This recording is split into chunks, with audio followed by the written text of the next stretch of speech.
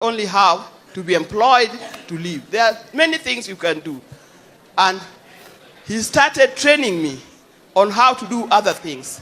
He started training me on how to manage people and how to manage some businesses. And I still do that up to today. My greatest teacher that modeled me was Mzee Jaramogi Oginga Odinga. I know most of you ask, why weren't you modeled by your father? My father died when I was about 7 years old. So I grew up without a father. I didn't know what the responsibilities of fathers in the homes. I thought my mother was everything, and actually she was everything. But I didn't know that there could be a father. When I met Jaramogi and I became one of the daughters-in-law, he loved me dearly. And I used to say, so this is how those people with fathers feel. I found a father, a real father in Jaramogi. And his passing actually still hurts us up to today. In my speeches, where I work, whatever I do, I always refer to him, that Jaramogi would not do it like this. Or when somebody confronts me with problems, I said, what would Jaramogi say? What would Jaramogi do? He was a great teacher. He was a great father-in-law. He was a great friend.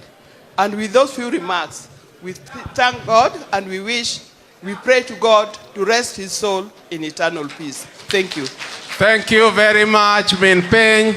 She has the record of being the lady who was retired in quotes in public interest twice for being associated with the Jaramogi Odinga family. That was the only crime for her being retired twice in public interest. Now we will go to a documentary on Jaramogi's political life. So if you can bring that documentary, because Jaramogi rose from the village and became a child of the world. There we are.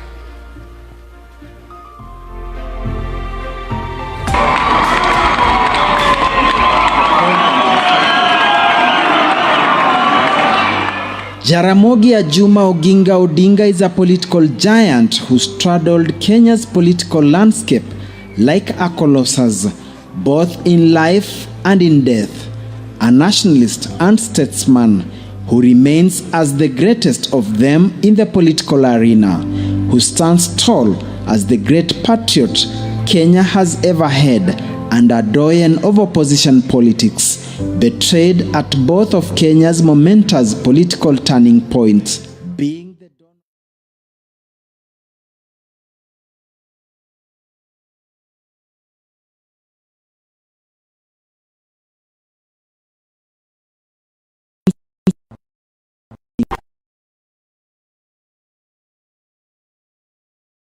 was a teacher by profession, come businessman and politician, is best remembered as a selfless political leader who sacrificed his personal glory for the sake of the country. When he declined the golden offer that was placed in his hands to be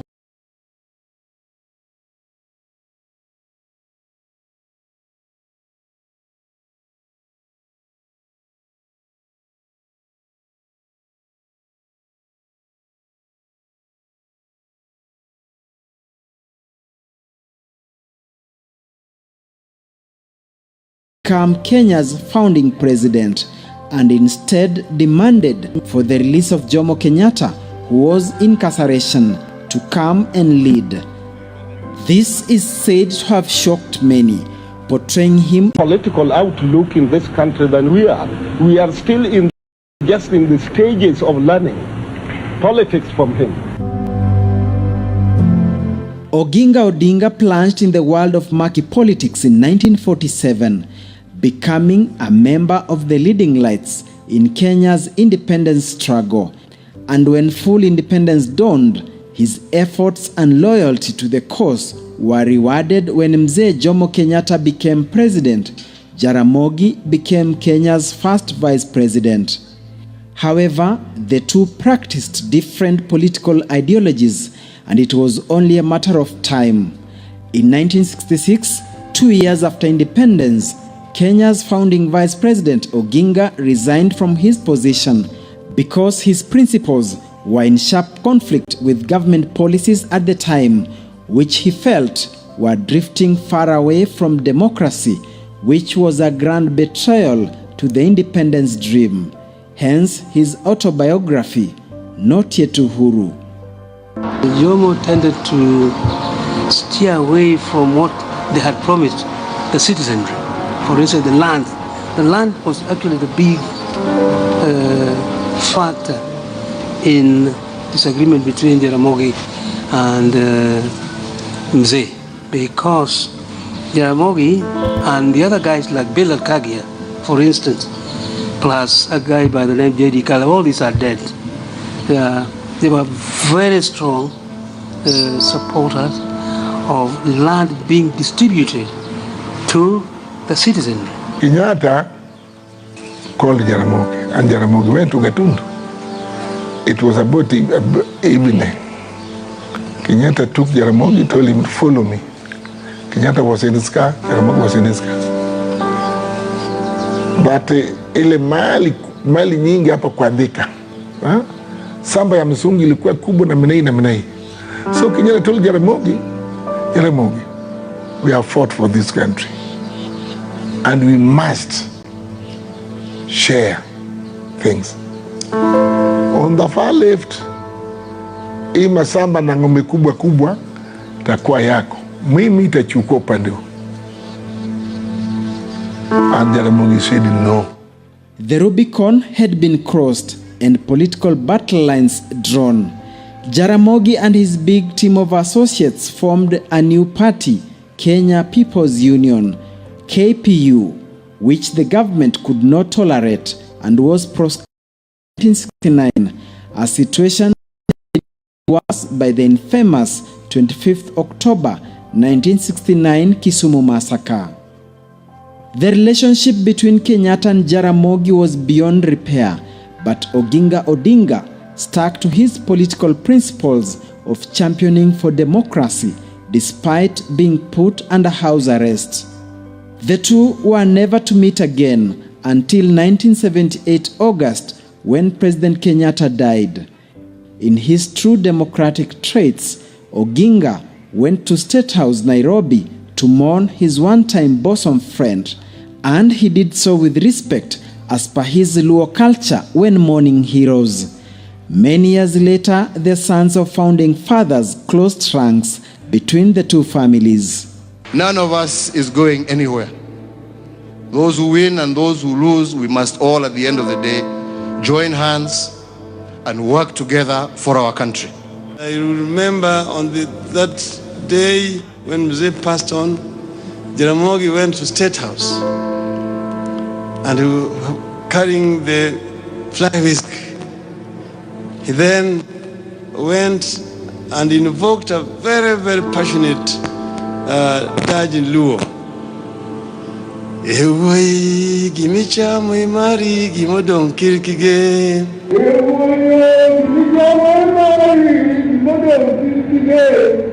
Choge joy.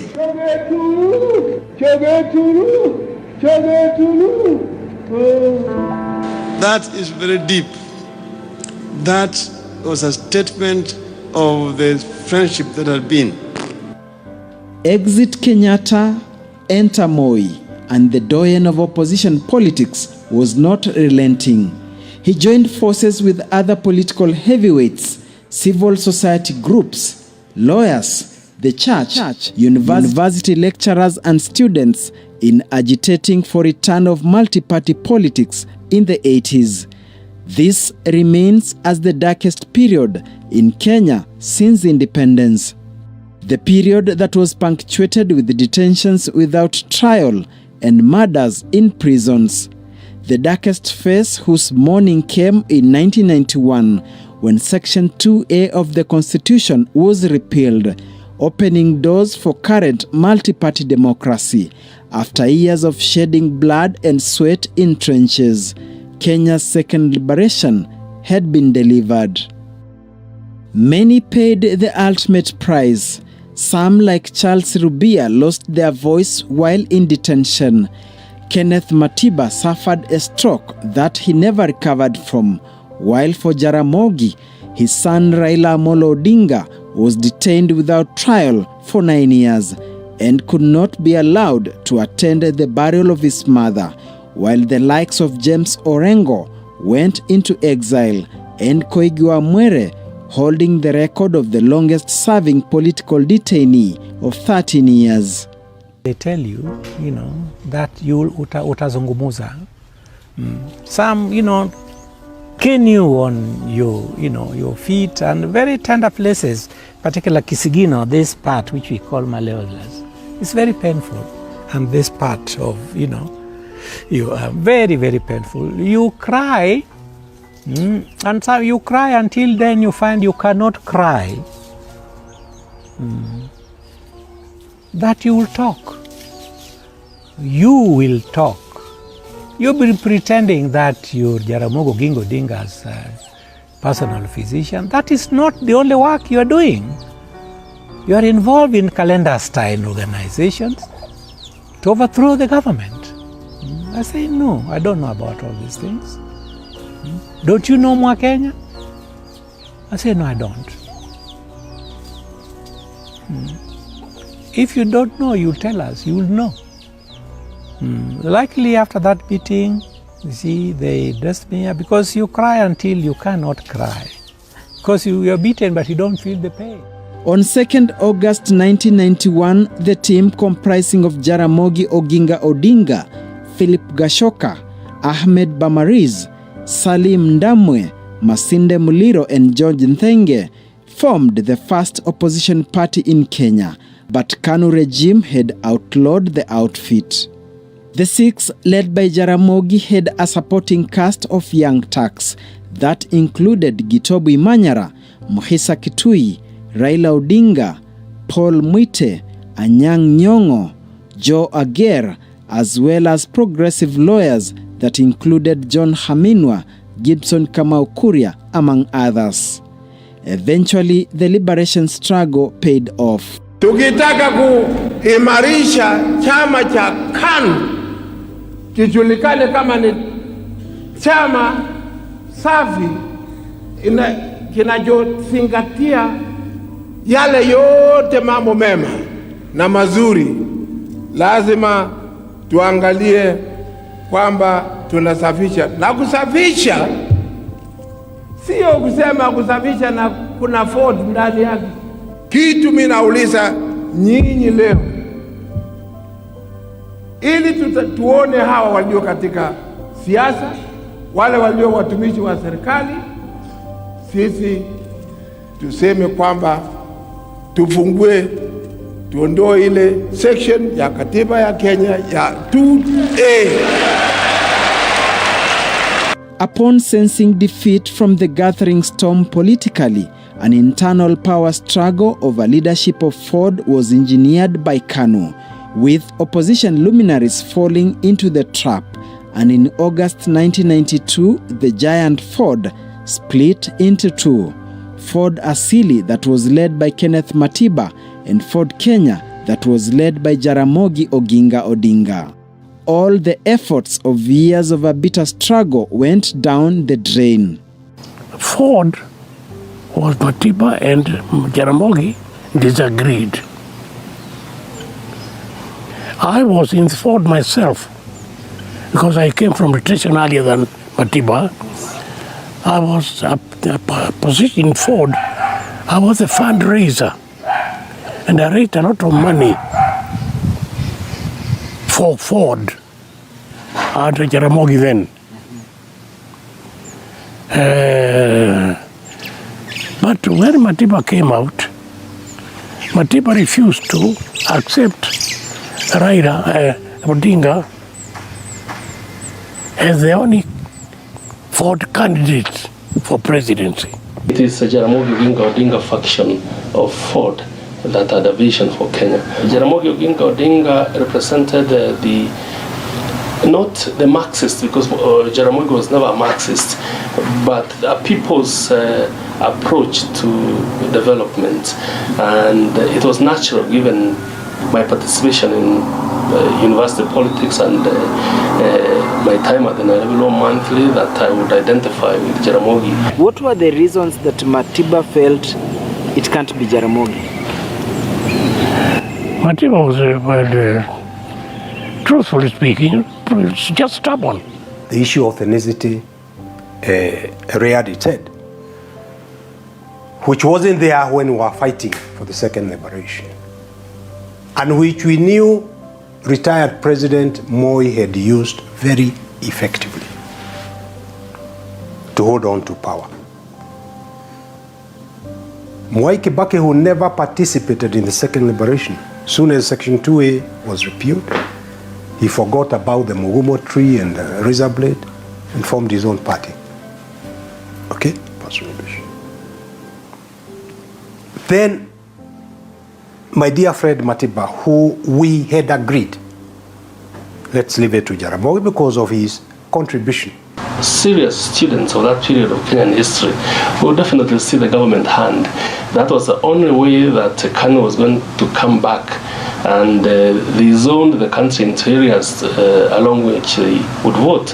One of the enduring regrets is that as soon as Section 2A was repealed, the ethnic rivalry reared its head.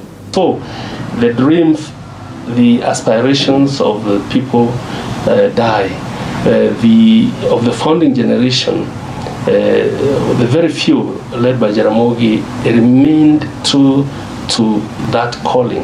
Yes, I felt pained that the principled stand we had taken was now overrun. Once again, the country's greatest patriot was betrayed by the people they had fought together for another phase of liberation. Down but not out, the doyen of opposition politics contested presidency in December 1992 general election. Obadiah Adonijah Jaramogi Ajuma Oginga Odinga had shot for the moon, but missed the political jackpot and landed among the stars, becoming Kenya's first official opposition leader. But as fate would have it, on 20th January 1994, the 83-year-old veteran politician took his final bow, signing out of Kenya's political scene with the third and thunder. They had been elected together in parliament, with his son Raila Amolo Odinga being member of parliament for the popular city constituency Lang'ata, while Jaramogi was representing the rural constituency of Bondo and was succeeded by his son, Dr. Uhuru Oginga.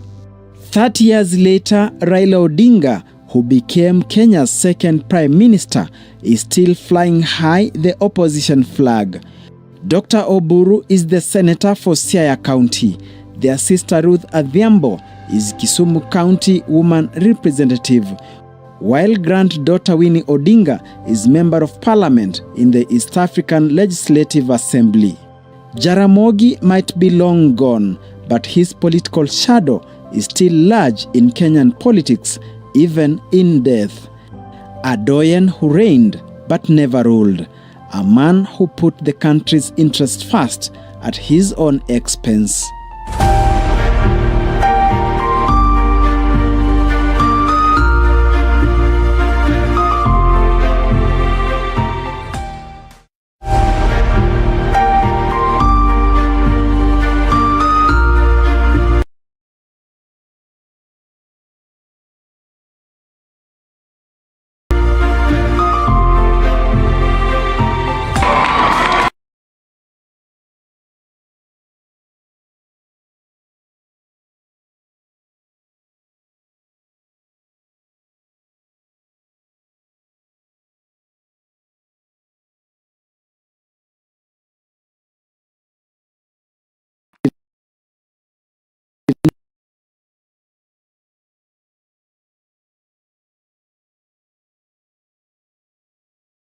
Interest first at his own expense.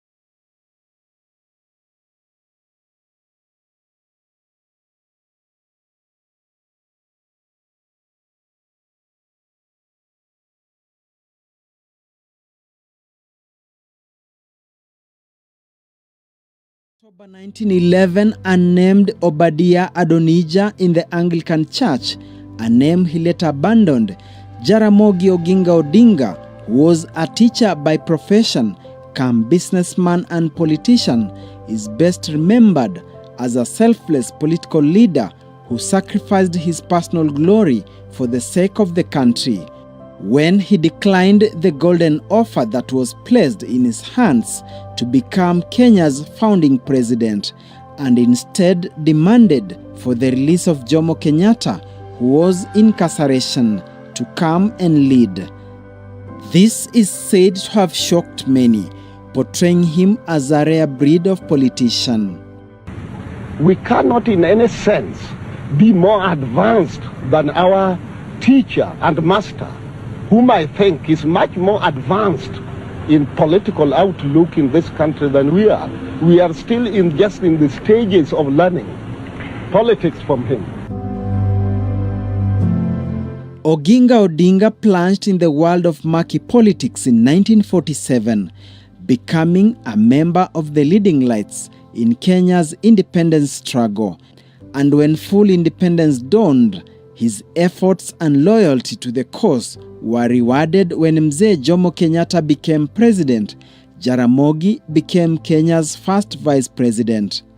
However, the two practiced different political ideologies, and it was only a matter of time. In 1966, 2 years after independence, Kenya's founding vice president Oginga resigned from his position because his principles were in sharp conflict with government policies at the time, which he felt were drifting far away from democracy, which was a grand betrayal to the independence dream. Hence his autobiography, Not Yet Uhuru. Jomo tended to steer away from what they had promised the citizenry. For instance, the land. The land was actually the big factor in disagreement between Jaramogi and Mzee, because Jaramogi and the other guys like Bill Kagia, for instance, plus a guy by the name J.D. Kala, all these are dead. They were very strong supporters of land being distributed to the citizenry. Kenyatta called Jaramogi, and Jaramogi went to Gatundu. It was about evening. Kenyatta took Jaramogi, told him to follow me. Kenyatta was in his car, Jaramogi was in his car. But ile mali nyingi hapa kwa Thika. Samba ya msungi ilikuwa kubwa na minai. So Kenyatta told Jaramogi, we have fought for this country, and we must share things. On the far left, hii masamba na ng'ombe kubwa takuwa yako. Mimi itachukua upande huu. And Jaramogi said no. The Rubicon had been crossed and political battle lines drawn. Jaramogi and his big team of associates formed a new party, Kenya People's Union, KPU, which the government could not tolerate and was proscribed in 1969, a situation that had been made worse by the infamous 25th October 1969 Kisumu massacre. The relationship between Kenyatta and Jaramogi was beyond repair, but Oginga Odinga stuck to his political principles of championing for democracy despite being put under house arrest. The two were never to meet again until 1978 August, when President Kenyatta died. In his true democratic traits, Oginga went to State House, Nairobi, to mourn his one-time bosom friend, and he did so with respect as per his Luo culture when mourning heroes. Many years later, the sons of founding fathers closed ranks between the two families. None of us is going anywhere. Those who win and those who lose, we must all at the end of the day join hands and work together for our country. I remember on that day when Mzee passed on, Jaramogi went to State House and carrying the fly whisk. He then went and invoked a very, very passionate dirge in Luo. Ewoi gimicha mwimari gimodon kirkige.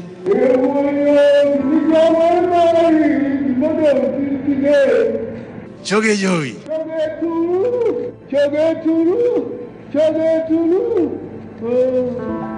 That is very deep. That was a statement of the friendship that had been. Exit Kenyatta, enter Moi, and the doyen of opposition politics was not relenting. He joined forces with other political heavyweights, civil society groups, lawyers, the church, university lecturers and students in agitating for return of multi-party politics in the 80s. This remains as the darkest period in Kenya since independence. The period that was punctuated with detentions without trial and murders in prisons. The darkest phase whose morning came in 1991 when Section 2A of the Constitution was repealed, opening doors for current multi-party democracy. After years of shedding blood and sweat in trenches, Kenya's second liberation had been delivered. Many paid the ultimate price. Some, like Charles Rubia, lost their voice while in detention. Kenneth Matiba suffered a stroke that he never recovered from, while for Jaramogi, his son Raila Odinga was detained without trial for 9 years and could not be allowed to attend the burial of his mother, while the likes of James Orengo went into exile and Koigi Mwere holding the record of the longest-serving political detainee of 13 years. They tell you, that you utazungumuza. Some, cane you on your feet and very tender places, particularly Kisigino, this part which we call malleolus. It's very painful. And this part of, you are very, very painful. You cry, and so you cry until then you find you cannot cry. That you will talk. You will talk. You've been pretending that you're Jaramogi Oginga Odinga's personal physician. That is not the only work you are doing.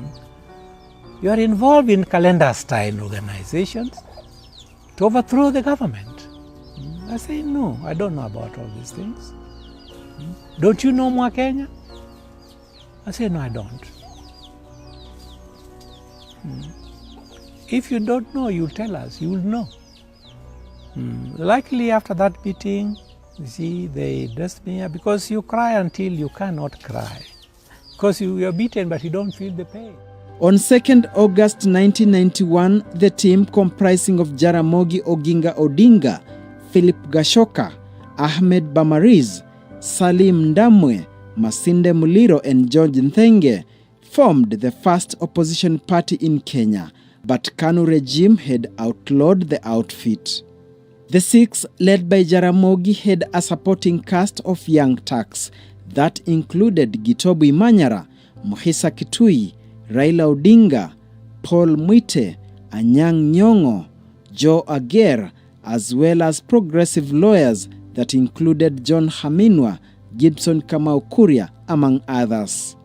Eventually, the liberation struggle paid off. Tukitaka kuimarisha chama cha KANU kijulikane kama ni chama safi kinachozingatia yale yote mambo mema na mazuri, lazima tuangalie kwamba tunasafisha. Na kusafisha sio kusema kusafisha na kuna Ford ndani yake.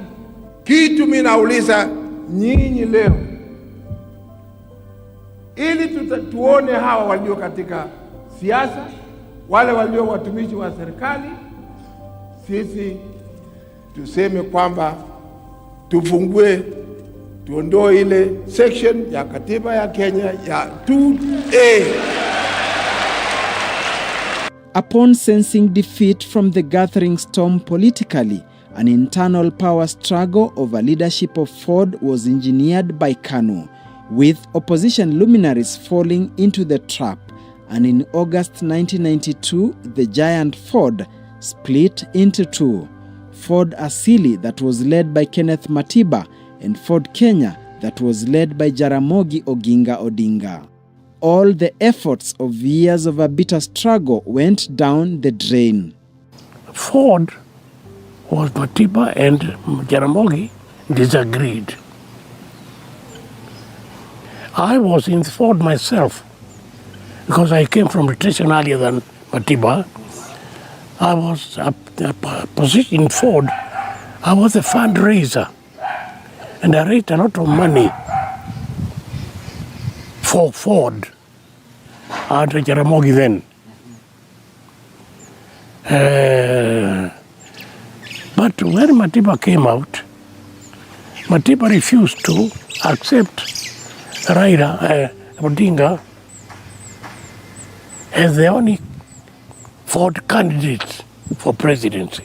It is the Jaramogi Oginga Odinga faction of Ford that had a vision for Kenya. Jaramogi Oginga Odinga represented not the Marxist, because Jaramogi was never a Marxist, but a people's approach to development. And it was natural, given my participation in university politics and my time at the Nairobi Law Monthly, that I would identify with Jaramogi. What were the reasons that Matiba felt it can't be Jaramogi? Matiba was, truthfully speaking, just stubborn. The issue of ethnicity reared its head, which wasn't there when we were fighting for the second liberation, and which we knew retired.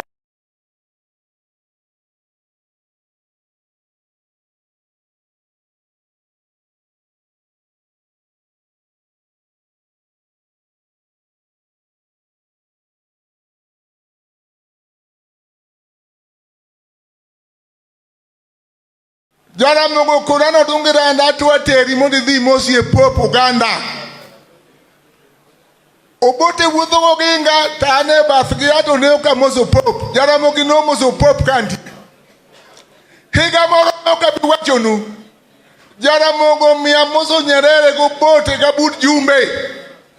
Mathothu katok jumos jogo. Jomose moso jogo kubuka tin moloyo.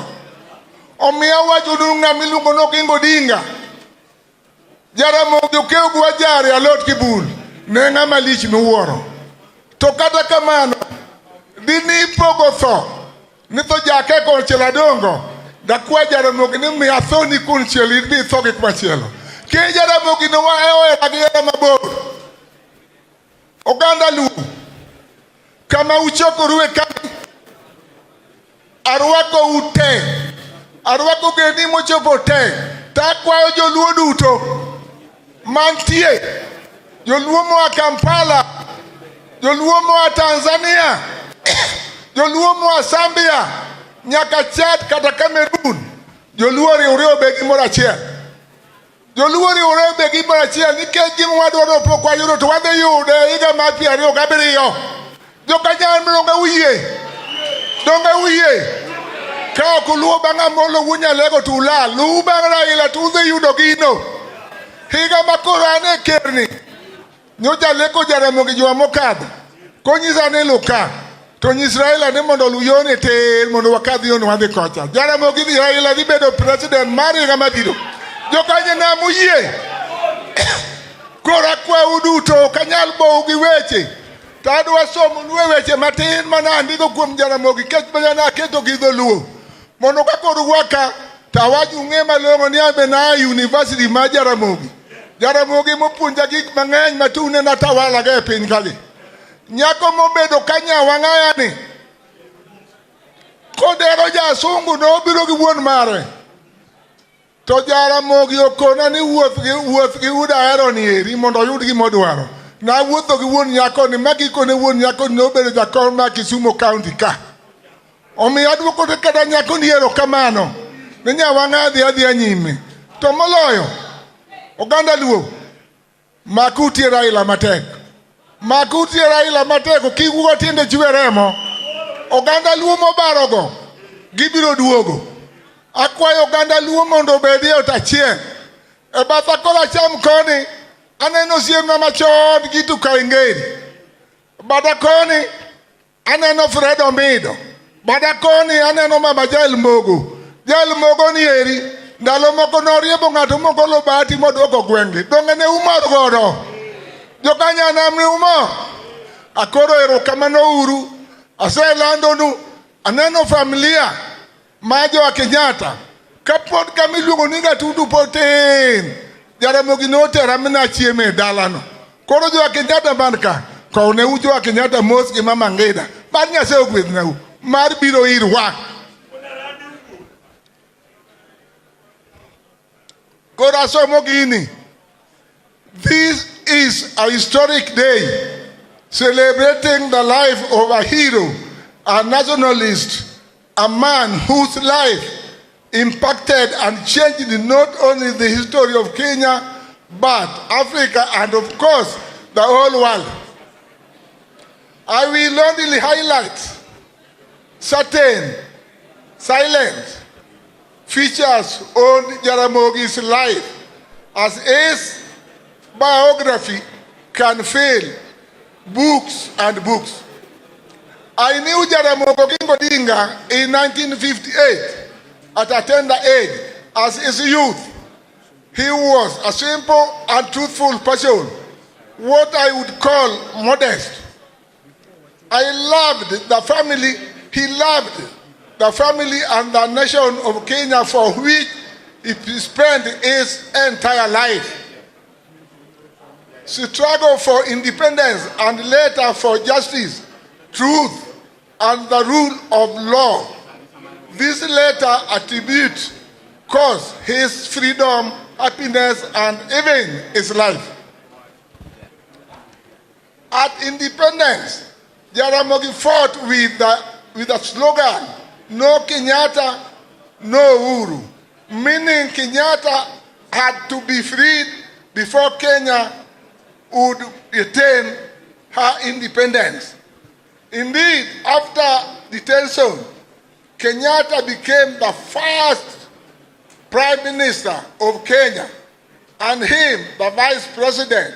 His fight did not end with independence, but as history clearly records, forces of doom and imperialist agents within and without the government forced him to think of an alternative route to his ideals. In 1966, Jaramogi formed an opposition party, KPU, to champion his political agenda. After the infamous Limuru conference, things would change dramatically, but he was never deterred. In spite of his detention, along with his allies, he would walk back strong to champion a second liberation. But Kenya, along with other freedom fighters, notably young Turks, Jaramogi, the nationalist, supported education of Kenya across the country, culminating in airlifting several students to Europe and America.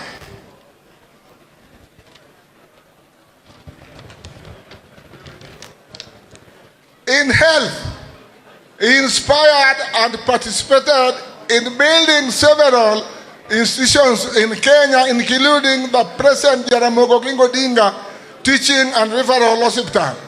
In agriculture, Jaramogi's hand and legacy remain large and loud, especially in the establishment settlement scheme across the country. Finally, his legacy will not be complete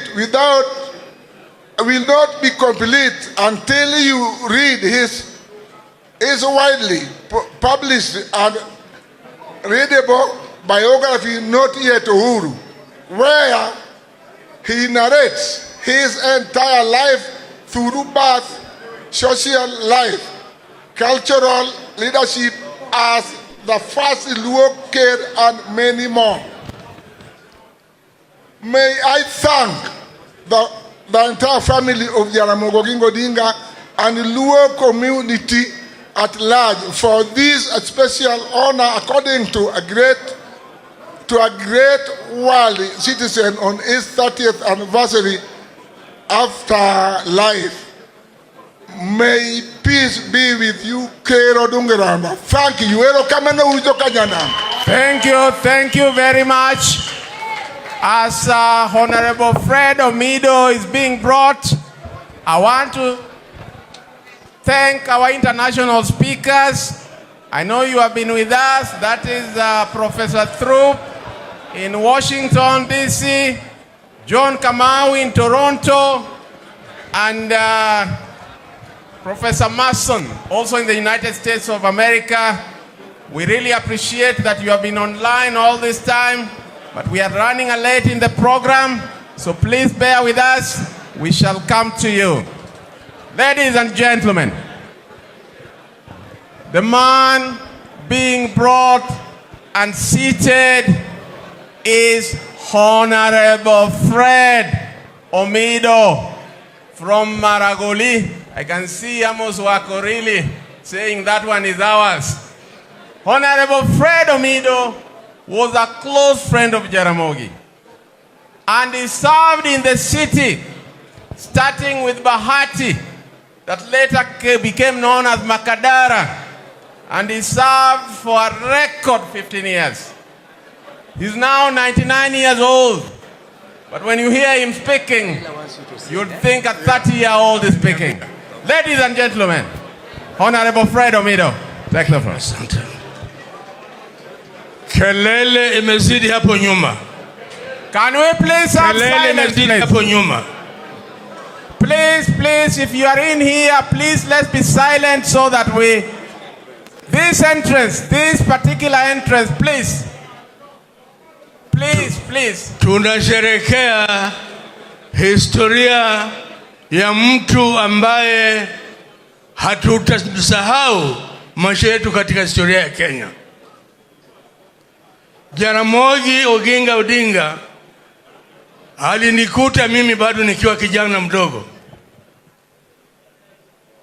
na nilipokuwa nikiongea akasikia maneno yangu, akanishika mkono, akasema wewe ni mmoja wa watoto wangu. Tumekuwa marafiki wa dhati. Hata Uhuru aliyekuwa akizungumza hapa, mzee aliponitengenezea nafasi sisi na wengine kwenda kutembelea Urusi, alinituma kwa Uhuru. Uhuru alipojua nimefika, akatengeneza nafasi kwangu kwenda kuhutubia wanafunzi wa Kenya, Uganda, Tanzania waliokuwa katika Lumumba University. Nikahutubu kwa hao vijana, Uhuru akiwa bado mtoto. Kwa hivi mkisikia miaka 99 ambayo nimefika, nimejifunza mengi kutoka kwa Jaramogi. Jaramogi alikuwa mtu wa kweli, na alikuwa akisimama na neno lake. Atasimama hata iwe magumu, hata iwe nuru, hata iwe giza, atasimama na ukweli. Na ukweli huu ndio ulibadilisha Kenya. Wengi waliokuwa wakimfuata walirudi nyuma, lakini wale waliosimama na yeye imara kidatu, wakasimama imara na yeye, ndio mabadiliko mengi yakaanza kuja katika nchi. Watu wa Kenya walisimama na yeye. Wakoloni walipomfinya, walipomdharau, walipomtesa, hakukubali kuteswa kushinde maelekezo yake. Shida alizopata hakukubali shida zile za binafsi zizuie njia yake ya kupigania haki ya watu. Wale waliokwama njiani walibaki njiani, Jaramogi akibaki akiendelea. Na watu wa Kenya, kama mnataka kukomboa nchi, kama mnataka kukomboa nchi hii, kama mnataka kurudisha nchi hii kwa mwenendo wa demokrasia, lazima muwe watu wanasimama pamoja. Lazima muwe watu wa kweli. Lazima msimame na kiongozi ambaye anaona nchi inakwenda wapi. Kiongozi ambaye anaona matatizo ya wananchi yako namna gani. Naona rafiki yangu, sijui nimuite kijana yangu, gavana wa Mombasa. Tulikuwa na baba yako tukiungana na Jaramogi tukipiga vita hii ya kuleta ukombozi. Nakumbuka hata alipounda KPU, tulisimama sisi tunataka kupigania viti vya bunge na kwa counties. Zilikuwa zikiitwa municipalities.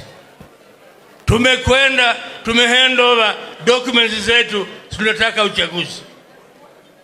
Tumengoja nje, tumeweka ndani makaratasi kwa registrar. Kijana mmoja katokea huko nje, akaja akaingia ndani. Dakika 2-3 akatoka. Akasema all KPU candidates have been disqualified. All KPU candidates have been disqualified. Tulishtuka. Lakini Jaramogi akaja akasimama, msife moyo. Endeleeni na vita, ni vikali. Kuna mabonde na mashimo. Kuna miiba ndani ya njia. Kuna shida ndani ya njia. Simameni imara kutoka hapa, twende tueneze injili. Injili ya ukombozi, injili ya haki, injili ya ukweli. Tulisimama na yeye. Alisimama imara. Na ninafurahi na shukuru, amewacha vijana wake wawili ambao wanasimama kwa njia hiyo. Naona Raila Amolo rafiki yangu sana. Na mimi umwambia siku zote asife moyo. Wakati mwingine alikuwa niliota anaimba, mbele nina endelea, ninazidi kutembea, maombi yasikie, ewe Bwana unipandishe, ewe Bwana uninue, kwa imani nisimame, nipande milima yote, ewe Bwana unipandishe. Atapanda, Raila atapanda. Kitu tunachohitaji ni kusimama imara nyuma yake. Wale wenye kupeleka matumba mbele tuwaache, lakini tuwaombe wapate kutubu. Hata Zakayo alikuwa juu ya mti, na Kristo alipofika pale akamwambia Zakayo, na kuona teremka, leo wokovu umefika kwako. Tunataka hata Zakayo ateremke kutoka kule, ajue kwamba nchi inakwenda mbele. Watu wa Kenya, tusishangae tukiona yanayotendeka. Tunaona yanayotendeka, iwe funzo kwetu kwamba katika mwendo huu, katika safari hii ya kwenda katika maendeleo, ya kwenda katika amani, ya kwenda katika furaha, ya kwenda katika ufanisi, si safari rahisi. Ni safari ngumu, na inahitaji watu kama Raila ambao wanasimama imara, ambao wanasimama juu ya kweli, baada ya mateso, baada ya vitisho, hata kuambiwa atapelekwa mbinguni. Hakutishika. Bado anawaambia watu wa Kenya, kujeni, twende mbele, tuungane pamoja, tupige vita, tupige safari mpaka tulete ukombozi tena. Nyinyi kila mmoja wetu anao wajibu wa kusimama kuendesha neno hili, kuendesha injili hii, Na mimi binafsi nimeota, nikaona Raila nasema mimi ni viviato hii, naona nimpe mtu mwingine. Naona katika Kenya hakuna mtu bado anatosha viatu vya Raila.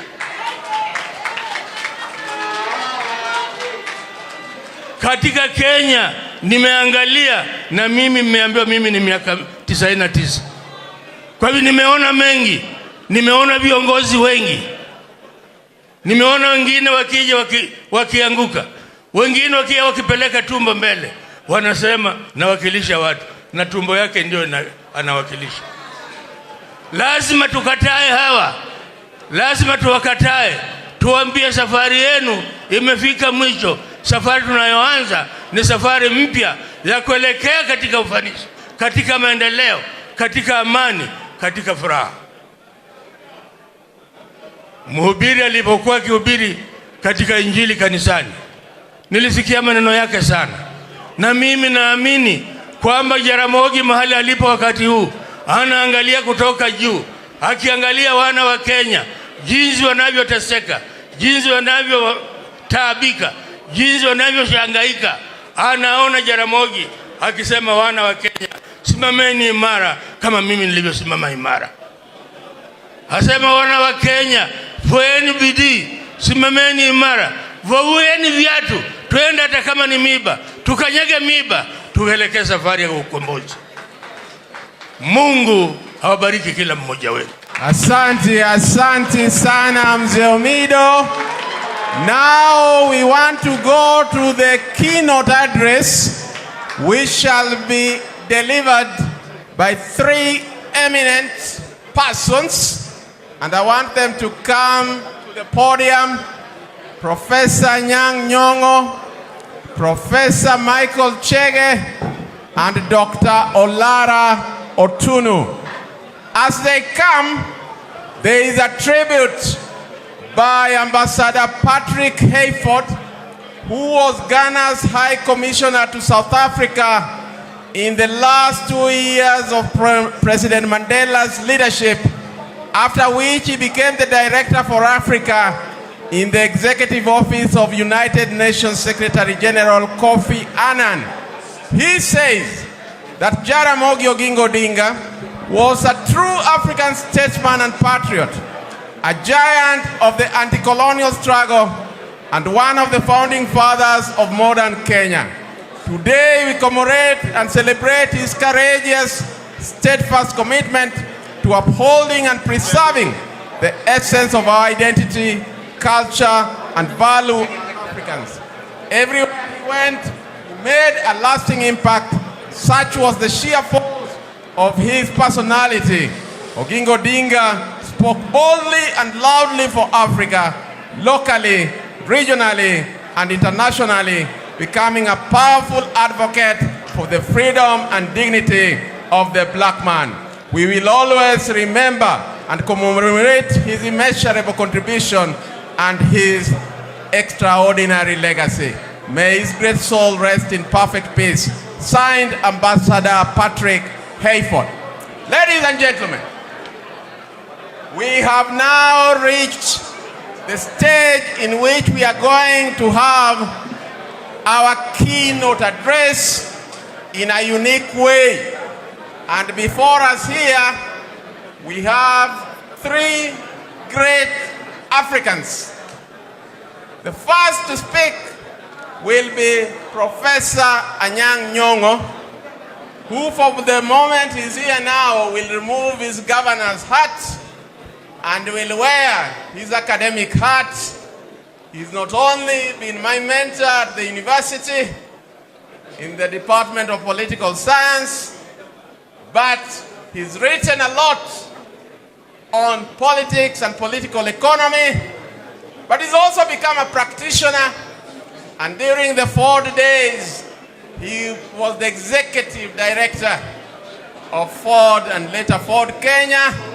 And he was also one of the advisors of Jaramogi Odinga before he became a member of parliament and later became the senator of Kisumu and finally governor of Kisumu.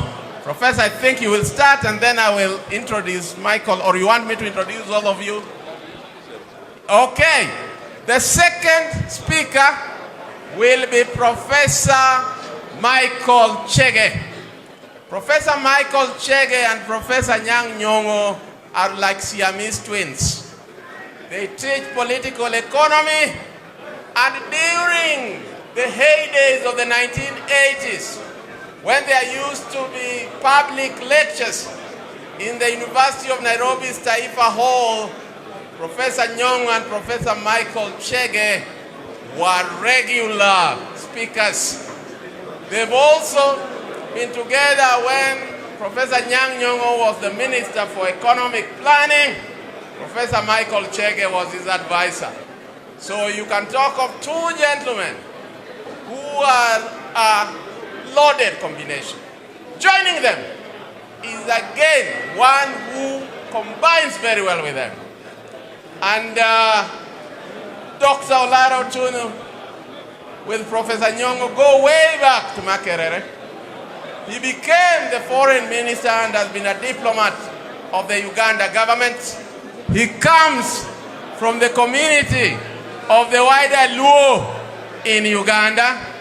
And Dr. Olaro Tunu can give you the credentials of Jaramogi as a Pan-Africanist because he has a living memory of what Jaramogi was doing for the greater African nation. Now that I've introduced them, I won't come in and they have a modus operandi in which they'll keep on handing the relay baton. Professor Nyong'o, you are first on the floor. Thank you very much, my friend Adam, Prof.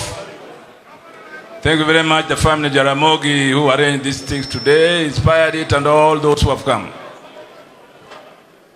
Less than 5 years into flag independence, the doyen of social democracy, Jaramogi Oginga Odinga, penned his autobiography, Not Yet Uhuru.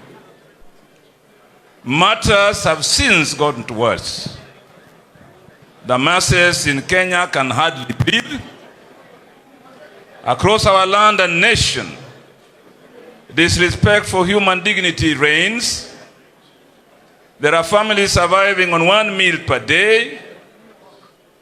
Healthcare for all remains a distant dream. Many parents cannot afford school fees. Place their hopes on charity. Kenya is now rated one of the most unequal societies globally, with an annual rate of growth that provides little hope that our nation will provide a place to feel at home for all our people. Just before independence, Jaramogi told the Nyapara of colonial rule, and I quote, "Kenya is Marwa," which means Kenya is ours. Perhaps he spoke too early, for it didn't take long before Fanon's Wretched of the Earth foresight on the pitfalls of independence without a truly progressive and nationalist ruling class was demonstrated as from one country to the other in Africa through military coups. The new and productive African ruling class, who are only interested in the power and the benefits of power, have continued to enrich themselves and not look after the plight of the poor, which is the major cause of state failure today. One of the things that Jaramogi was committed to liberate Africans from. A generation has found itself landless and homeless even 60 years after independence. Many still live as squatters in overcrowded former Mau Mau villages and informal settlements in Kenya. Jaramogi was earnest when he wrote his book, Not Yet Uhuru, boldly stating that, and I quote, "The struggle for independence is not just about freedom from colonialism, It's also about the struggle for economic, social, and political justice for all. He was categorical that the struggle for independence, I quote, was about improving the lives of all Kenyans. As long as there are downtrodden people in the nation of Kenya, the struggle for liberation in Kenya, as elsewhere in Africa, remains urgent and an imperative. That struggle is still urgent and imperative even today. Vice President Jaramogi Oginga Odinga witnessed it all. The scramble for post-colonial or colonial assets, the rapid transfer of public property to private hands, and the rise of an authoritarian presidential state. He saw individuals and some former nationalists troop to the seat of power in pursuit of special interests. He saw firsthand the seeds of present-day major graft planted and the disdain for the citizen displayed among the ruling class. This was not the Kenya Jaramogi had dreamt of. Certainly not. Without shame or sense of guilt, this class accumulated land at an alarming speed, driving poor peasants out of their ancestral homes when it suited them. Jaramogi faced constant intrigues in the ruling party KANU. To isolate all progressive forces, decided to finally resign from the government to form the Kenya People's Union in 1966. Jaramogi Oginga Odinga was detained without trial, as you have heard, and the government mounted a witch hunt against all progressive forces. Jaramogi remained unbogable and continued the struggle for multi-party democracy, dignity and social justice, up to his last breath. Exactly 30 years ago today, we fondly remember Jaramogi as steadfast, modest, honest, consistent, a diligent farmer, teacher, mentor, a Pan-Africanist, nationalist, a realist who was earnest in his advocacy for the liberation of the wretched of the earth in Kenya and elsewhere in the world. Koigi wa Mwere got it right. He said Jaramogi Oginga Odinga was one of the few politicians whose politics was driven by ideology than personal whims, and by a vision that would have been a compass by which he would have led the ship of state had he been president of this country, unquote. To the disbelief of many, Jaramogi hung Kenyatta's portrait on the wall of his Kisumu home, together with portraits of great freedom fighters like Nyerere, Nkrumah, and Gabriel Abdel Nasser of Egypt. When asked why he would give Kenyatta this honor, he said, and I quote, he had no power to revise history and deny that Kenyatta fought and suffered for the freedom of Kenya. His honesty and respect for history was engraved on his walls, notwithstanding his differences with Jomo Kenyatta. Those of us who led the second liberation struggle have walked in the footsteps of Jaramogi, consistently working with his son Raila Odinga. Jaramogi lives on in the basic structure of our struggle. The Constitution respects and honors, and I quote, those who heroically struggle to bring freedom and justice to our land, unquote. Jaramogi's name and footprints is in it and remains indelible. Devolution, as enshrined in the 2010 Constitution, is a fruit of the second liberation. The preamble recognizes the aspirations of all Kenyans for a government based on the essential values of human rights, equality, freedom, democracy, social justice, and the rule of law. Values that Jaramogi espoused in his life, struggled for, and suffered for. And, as I have written elsewhere, that the annals of history in the genesis and evolution of modern nations only has a few visionary leaders who shaped the destiny of such nations, at critical moments in history. In the case of Kenya, Jaramogi Oginga Odinga will always stand tall among the nationalists who shaped the destiny of our nation. 30 years on, it's still a long walk to freedom, but we shall get there. Long live Jaramogi Oginga Odinga. Long live his vision and inspiration. Long live his words and advice. Noti uhuru, aluta continua. I will now hand it over to my colleague and comrade, Professor Michael Chege, with whom I have worked very closely since the 1960s, not just in academy, but also in politics as well. Michael. Thanks very much, Peter. I'd like to begin by expressing my appreciation to the Oginga Odinga family for accepting, for being generous and allowing us to come in and celebrate with you this anniversary of a great African, a great statesman, Jaramogi Oginga Odinga. Dr. Uhuru, thank you very much as a leader of family. My friend of many years, Prime Minister Raila Odinga, again, always a pleasure to be with you and your family. Let me say this before I go far. I don't want to repeat what everybody has said about the greatness of this man.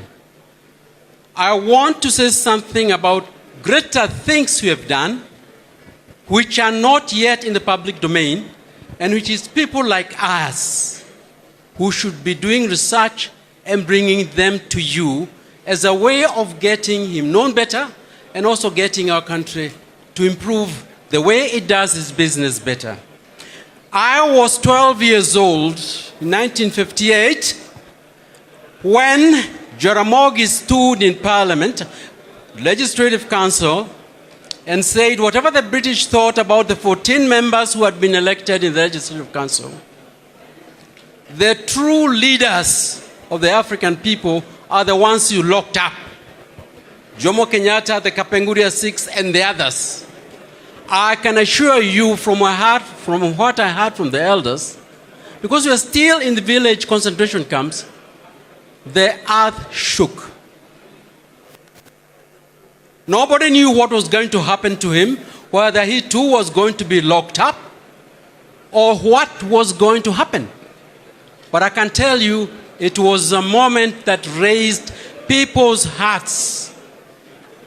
Today, I want to use this position in my own small way to give back to that moment of happiness which an awful lot of young children in those villages felt as a result of Jaramogi. Not yet Uhuru has been mentioned. Recently, two major biographies this past year were published, not specifically about Jaramogi, but which mention him. I think if you can bring the two. Oh, here they are. One, it's about the life of Martin Luther King. Martin Luther King, as you all know, was one of the greatest leaders of the last century. An African American, he was there at independence in Ghana in 1957. He knew Jaramogi, he knew Tomboya, he knew this country. He followed each and every development that was going on. This is by far the most important book published so far. 680 pages, his big book on the life of Martin Luther King. You may not know that Jaramogi, and I'll say this a little later, provided the instruments of accession to Kenya to the United Nations in December 1964 as the representative of the President of the Republic of Kenya. Our membership of the UN, the signatory of that document is Jaramogi. This appears here because it was important. Jaramogi travels to Atlanta to speak to the Student Nonviolent Coordination Conference, and a song arose. I don't know this song. Jaramogi Oginga Odinga. Martin Luther King knows about this because Malcolm X was singing about this when he was talking about Mau Mau in Harlem. So you can see what we know and what you're hearing from here about Not Yet Uhuru is part of the story.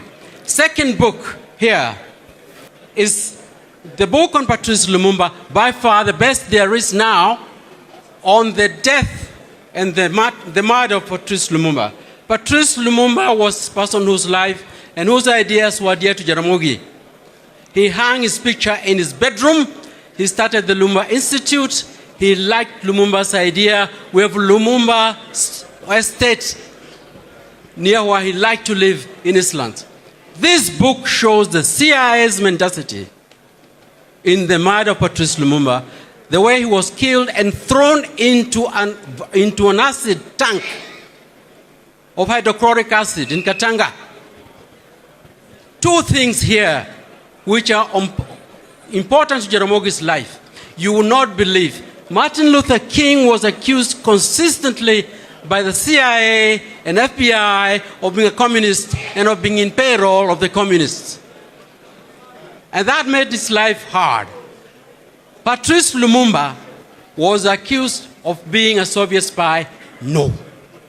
Both of them, like Jaramogi, fought for rights of the people of Africa in big ways, in different ways, in different parts of the world. The only way to make life difficult for them was to accuse them of being allies of communism, of Russia, of China. I feel this is an important aspect when the truth actually comes and is revealed for you to see where we stand. Second point, because I don't want to bore you, I'd like, if you'd like to join me on an interview Jaramogi gave in 1964 when he's being accused of being unlucky of the communists, and a wedge is being drawn between him and Jomo Kenyatta by the British intelligence, CIA, FBI, all of those things you are reading in the papers, you see in a moment. If you can please put this video on. I would like you to listen, especially because of the accusations which were being made at the time. Please.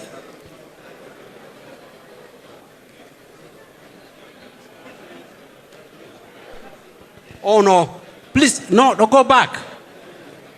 Can you put on the video, please?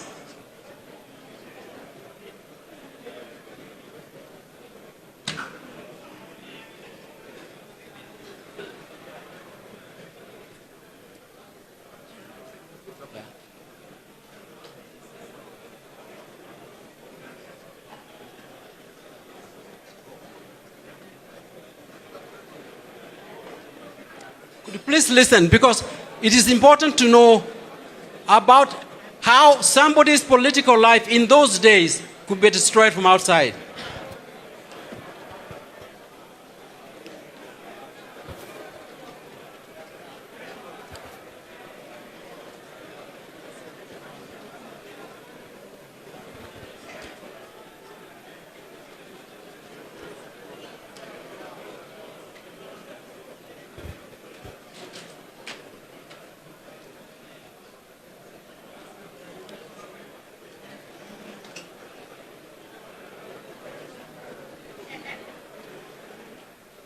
Please listen.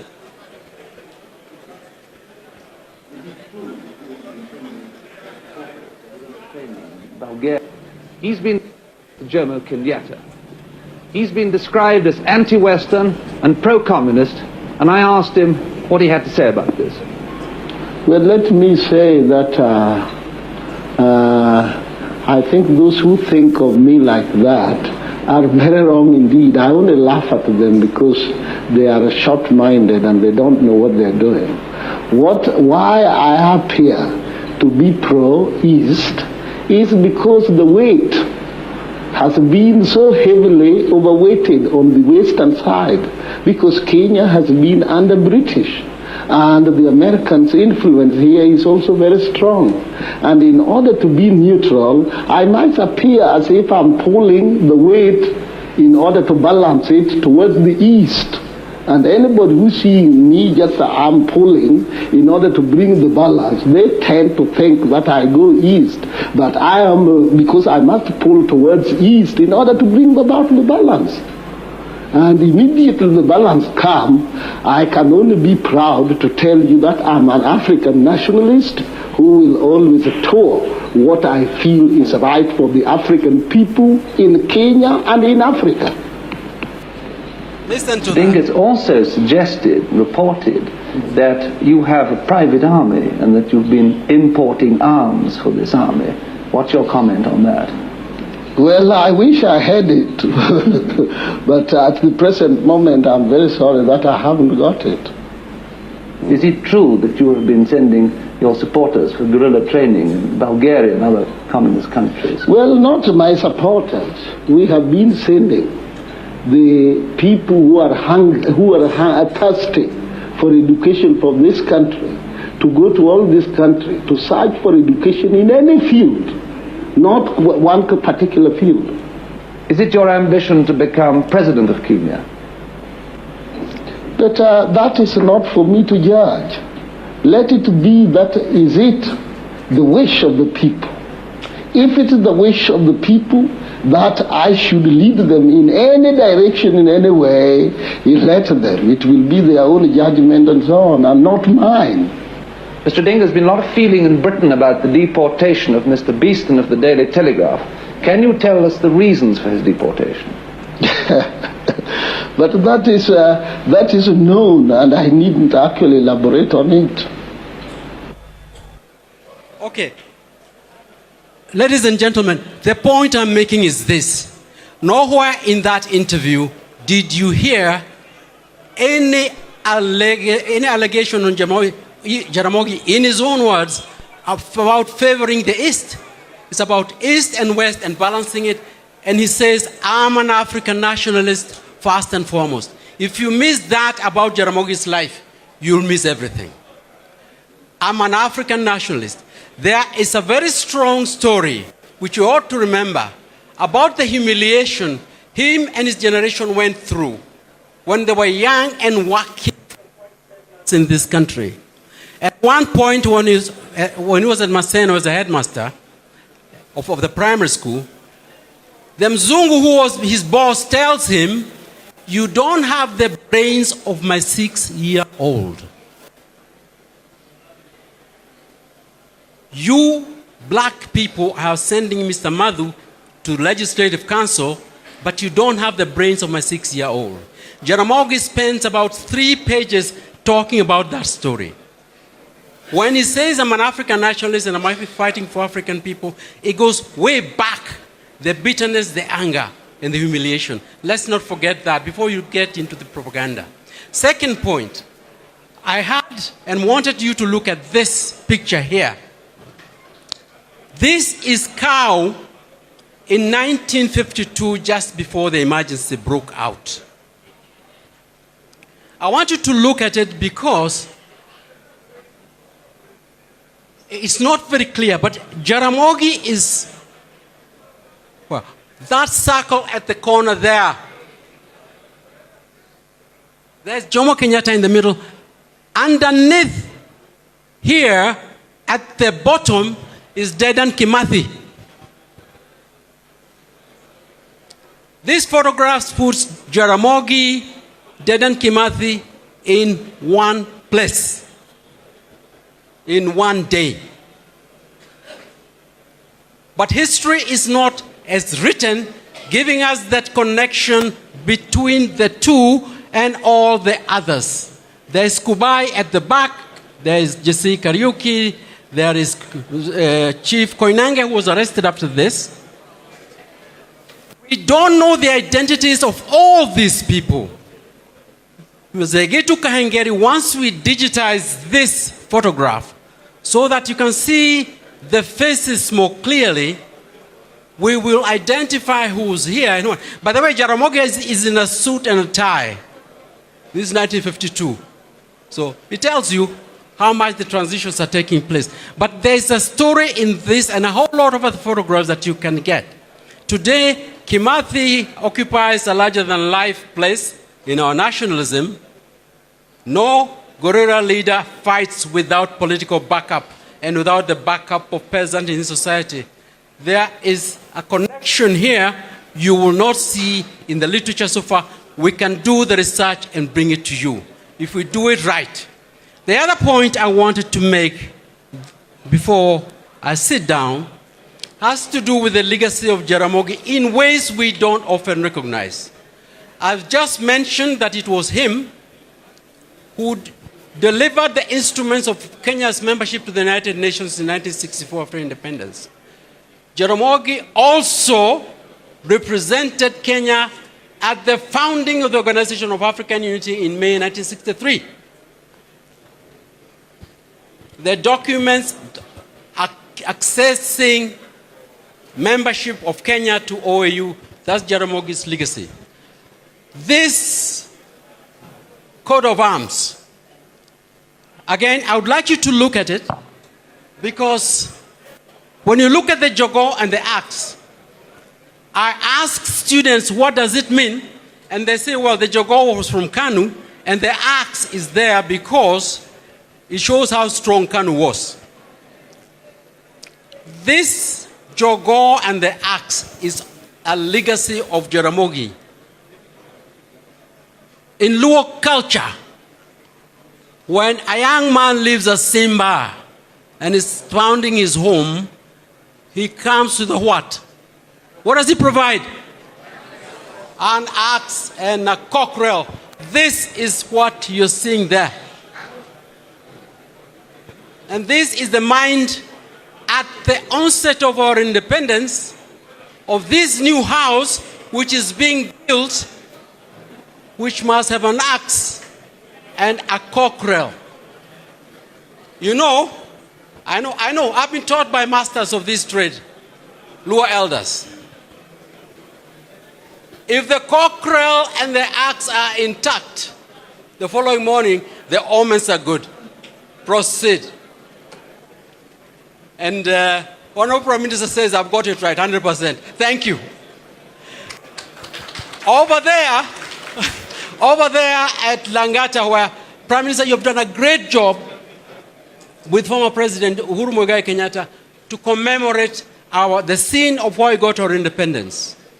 The night before, traditional leaders from all communities went and performed the ritual of starting a new home. And Jaramogi made sure there was an axe and a cockerel. The following morning, they were intact, which means the omens are good. So don't be discouraged as Kenyans. The chicken was there, the axe was there. And the Prime Minister has built, with support of the President, this museum. Tomorrow we'll go and proceed from there. Thank you very much, Honorable, because that's a continuation of that. Thank you very much, Mike.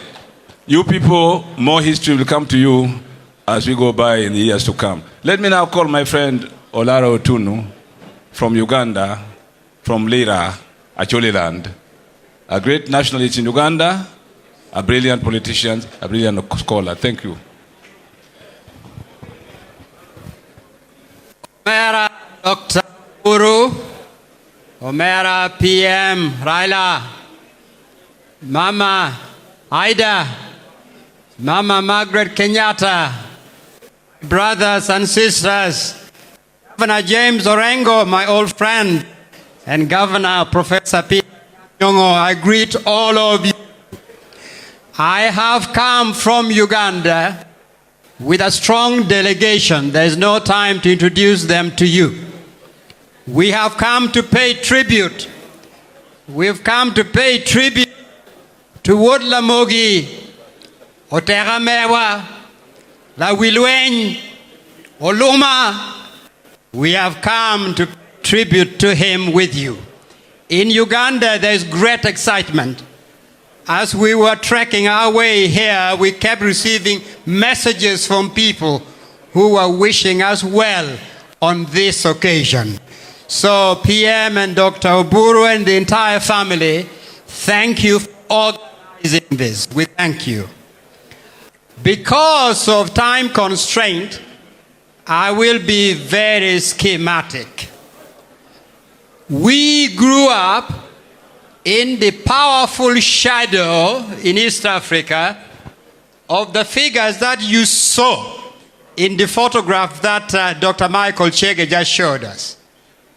Bildad Kagea, Agwin Kodek, Acheng Oneko, Pio Gama Pinto, Paul Ngei. Later on, we would add J.M. Kariuki, Taita Towet. We grew up in the powerful shadow of these nationalists.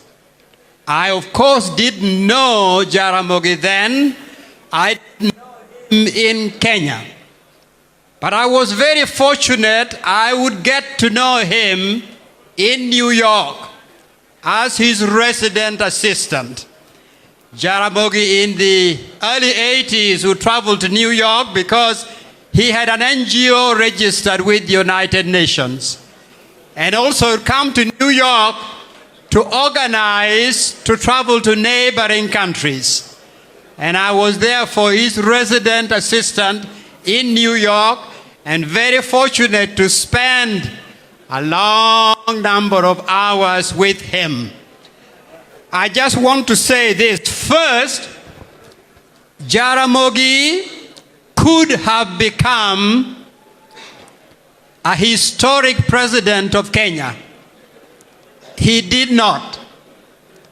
But he became somebody more important, with an impact more durable, because he led by example, because he led and lived by his conviction.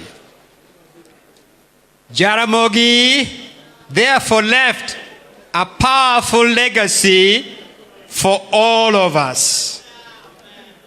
The second thing I want to say is that I was struck by the virtues, by the attributes that were so self-evident in Jaramogi.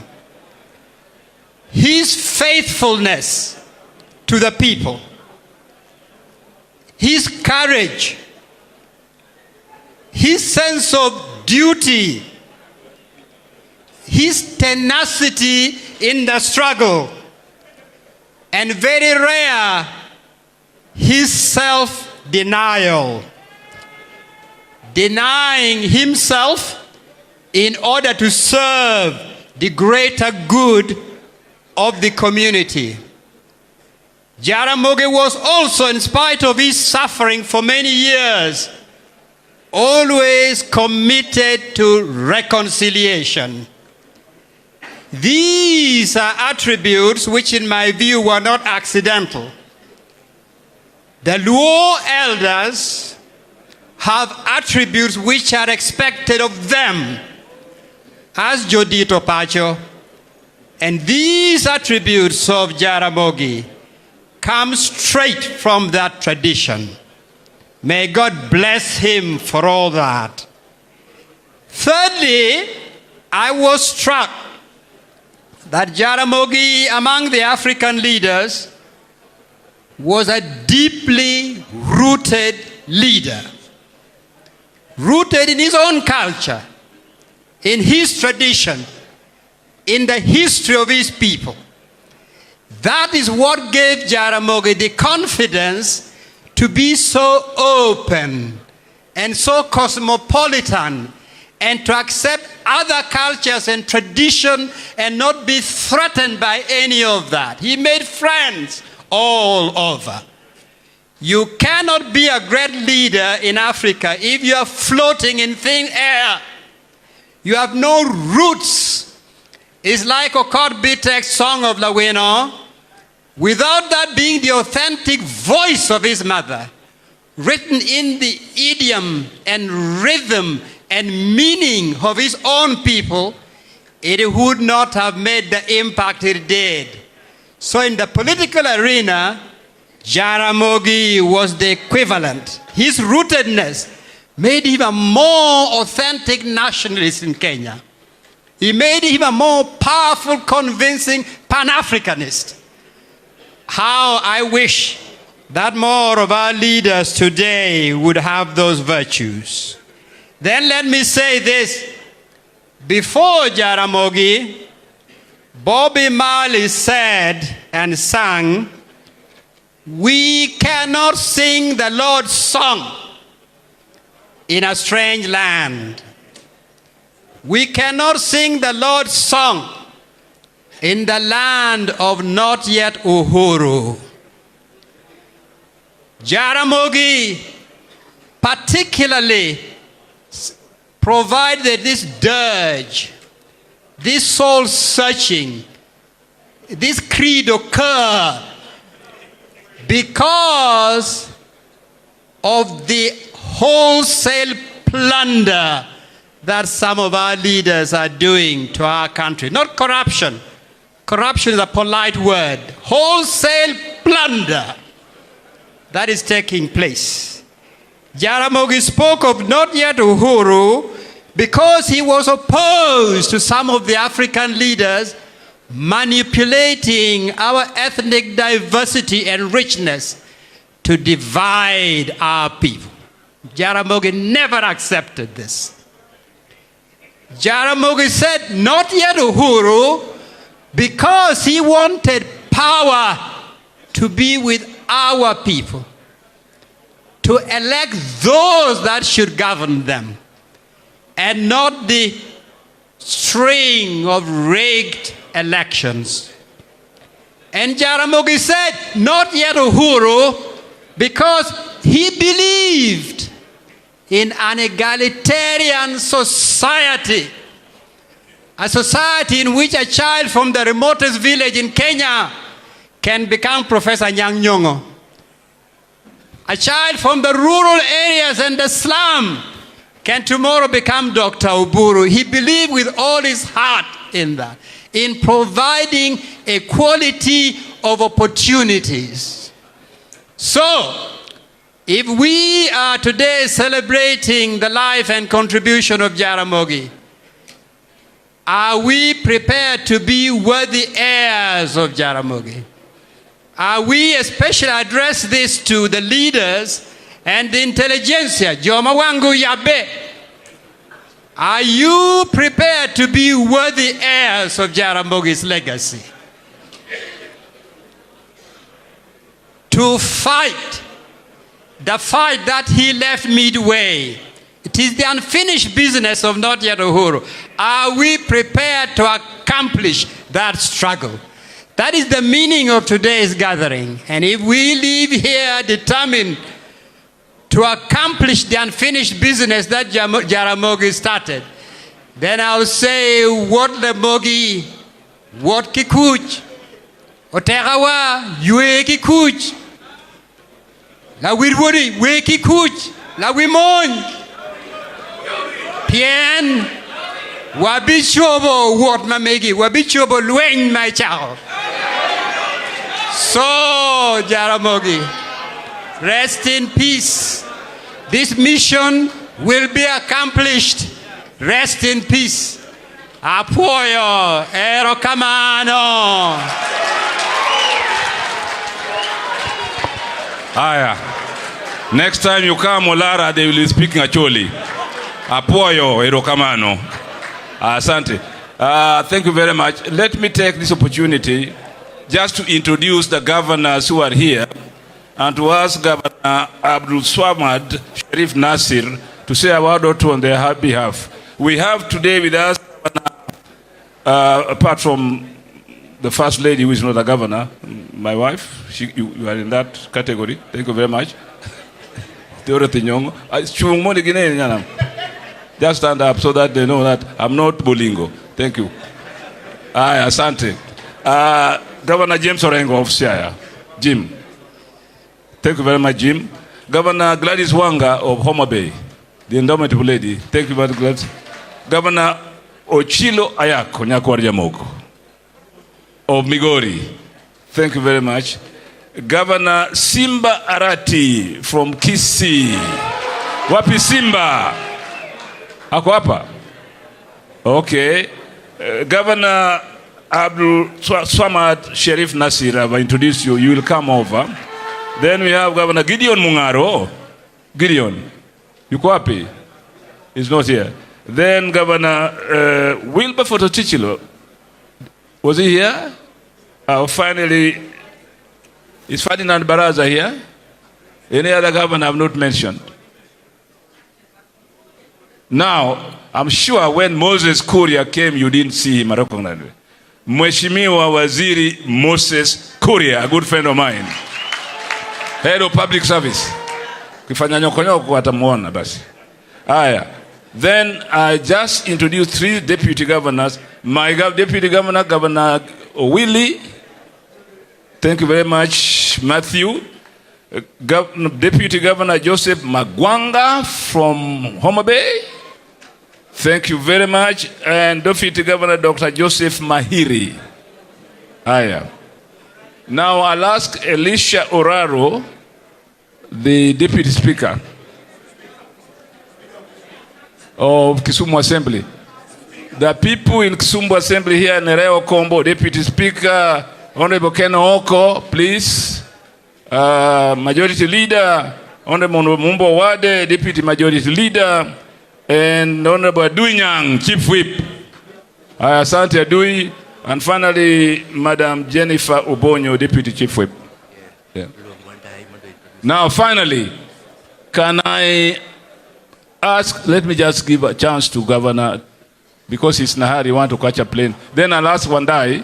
Pardon? Pardon? Okay, let me ask Wandai, just a minute. Where's Wandai? Come and introduce the MPs, sorry.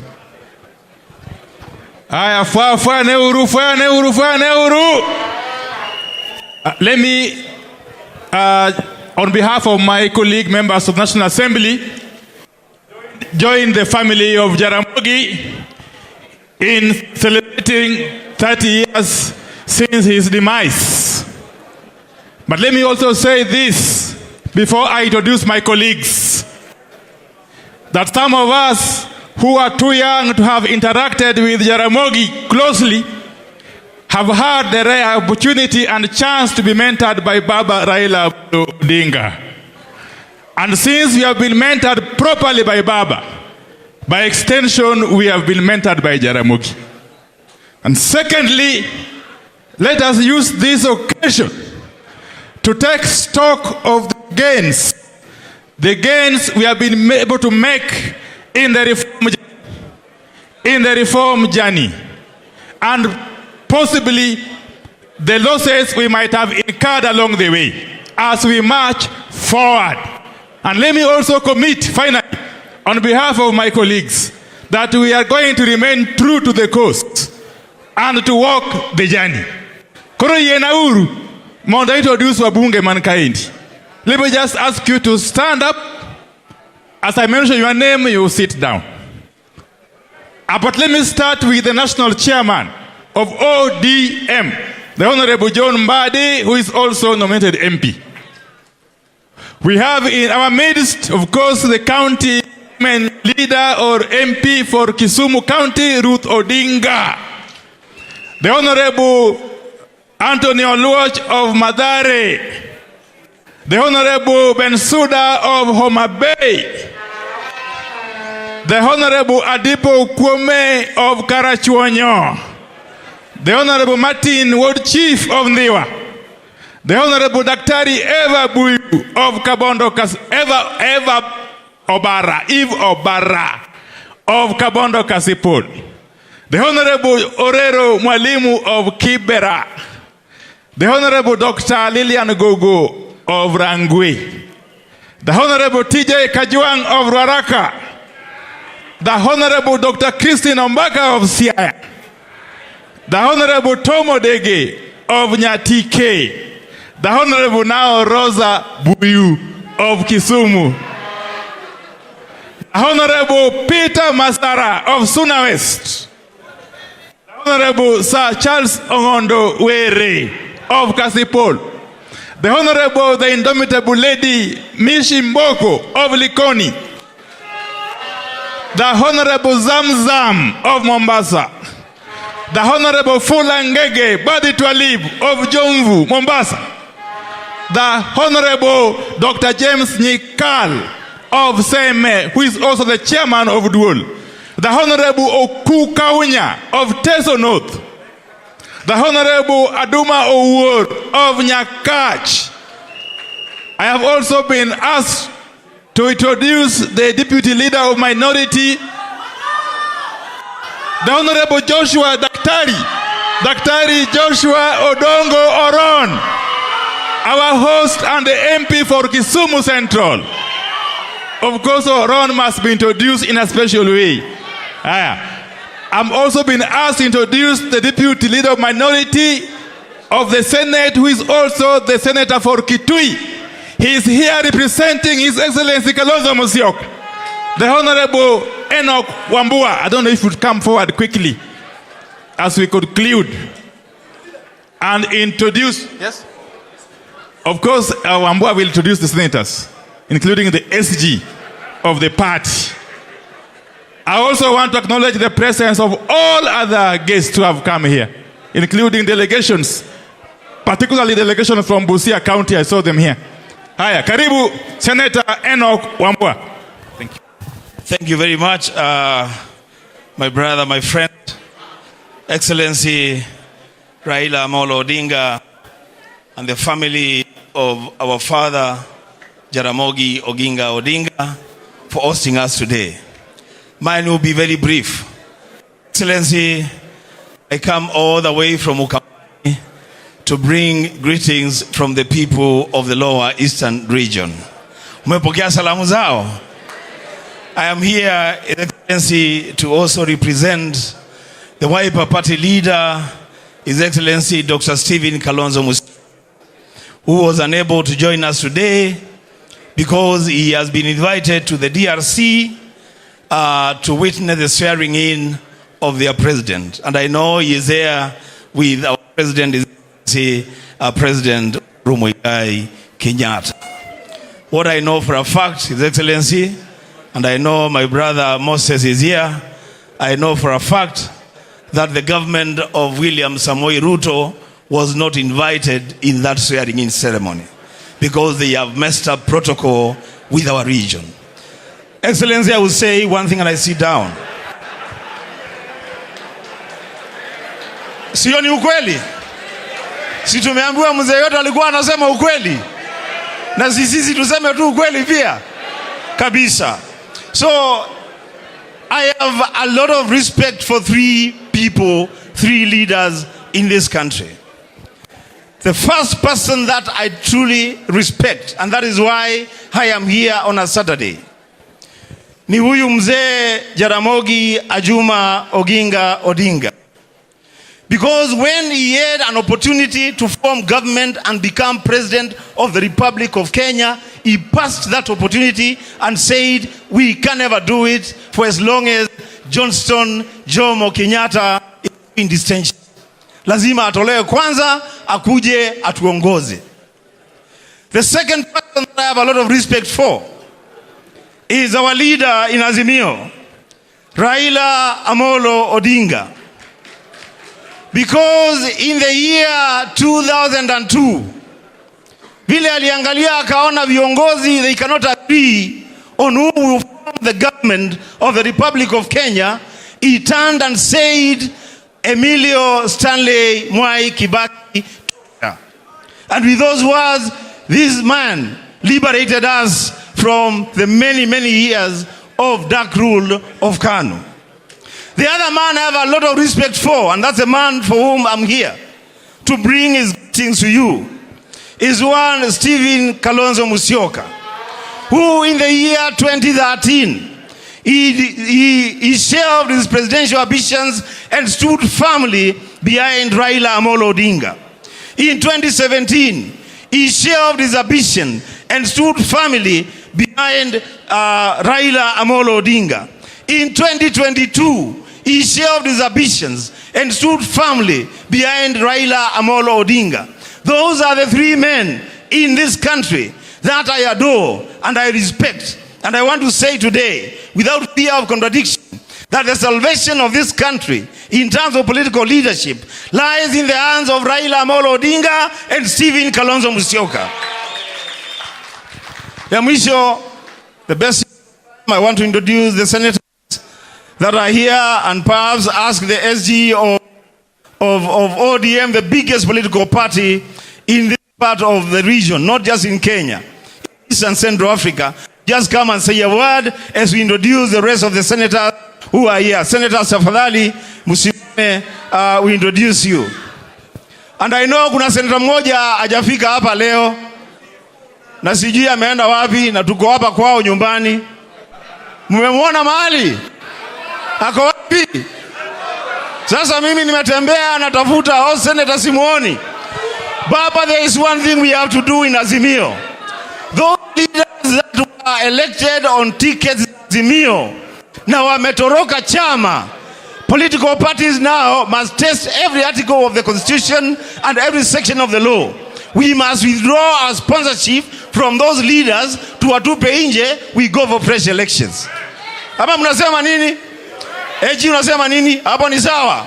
Asante sana. I will give the honor introducing the rest of my colleagues to my brother, my friend, Senator of Nairobi, Edwin Sifuna. Asante sana. Thank you very much, Honorable Wambua. Your Excellencies, because of time, all protocols observed, I have a lot of respect for all of you. Allow me to introduce the senators in the House today. I'll start with our senior. We call him the youth leader in the Senate, Honorable Uhuru Odinga, who is the senator for Siaya, youth leader. Thank you very much. Now,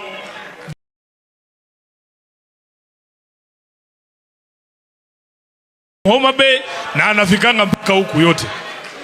Your Excellency, allow me to introduce also the senator for Migori, my brother Eddie Mwokratego Gisheru.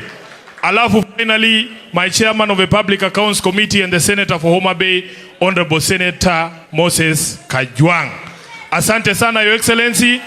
I will say only one thing and sit down. To the family of Jaramogi Oginga Odinga, it has been the honor of my life to know this family, to become friends with this family, to walk the political journey with this family, to learn from people who learned directly from Jaramogi himself.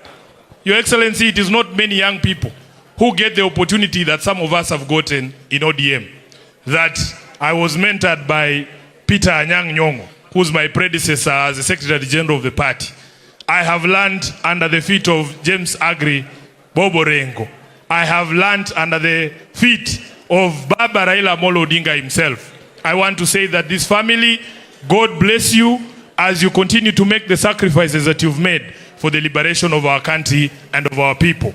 And as Jaramogi used to be, I honestly do not know any other politician who would be as selfless as he was, given that opportunity.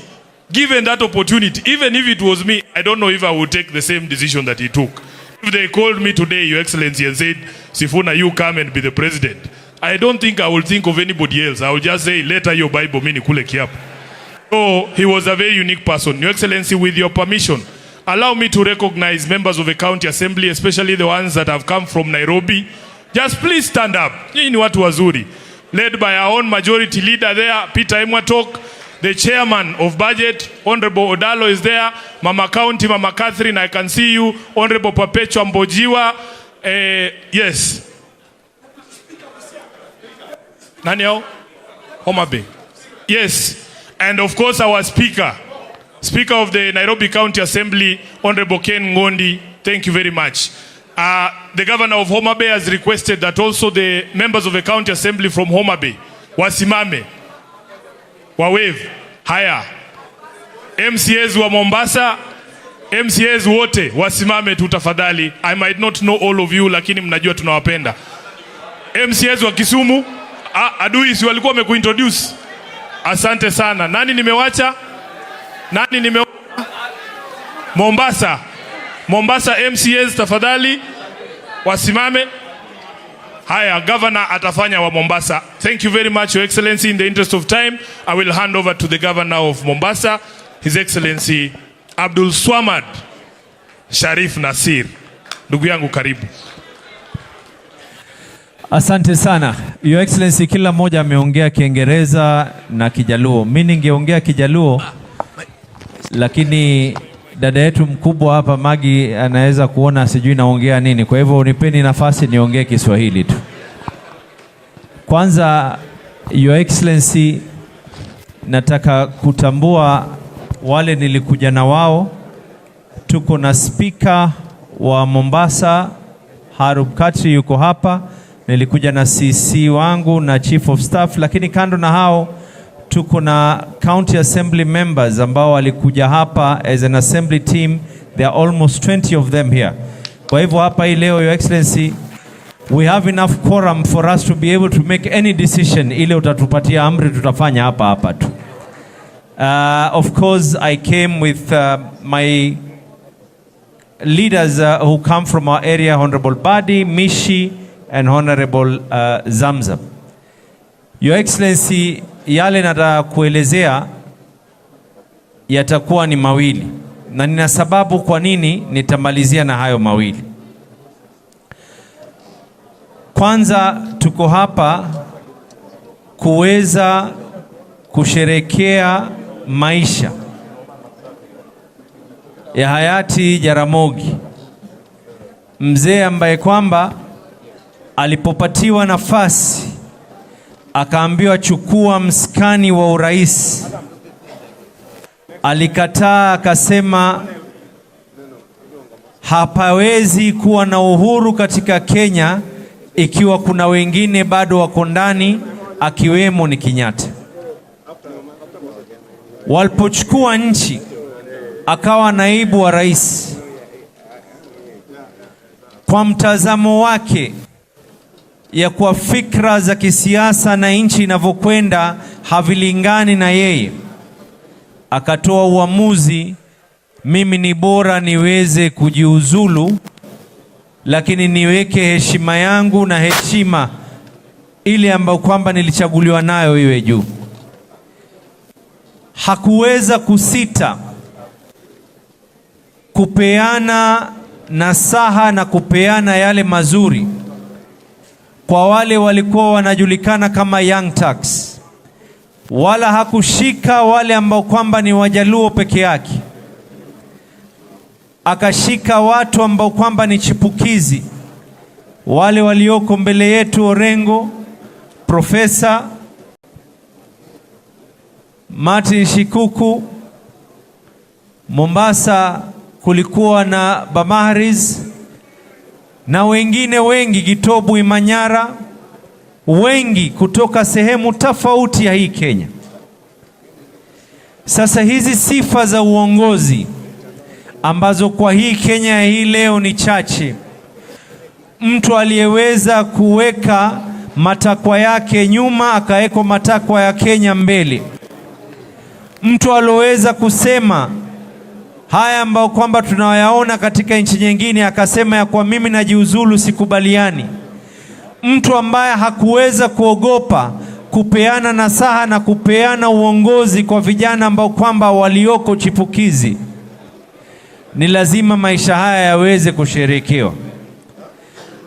Ndio nikasema, Your Excellency, nina mawili ambao nitaweza kuyataja hapa. Moja, sitaomba ruhusa ya familia. La pili, nitaomba ruhusa ya familia ya Jaramogi. La kwanza, Your Excellency, tupe nafasi tukitoka hapa. Tuna barabara katika Mombasa. Kama gavana wa Mombasa naelezea na natoa amri, kuna barabara katika kaunti ya Mombasa itakuwa na jina la Jaramogi Odinga, iwe katika kumbukumbu ya historia. La pili, Your Excellency, hili nitaomba ruhusa ya familia waweze kukubali. Jaramogi alikuwa si kiongozi wa Wajaluo, alikuwa ni kiongozi wa Kenya nzima.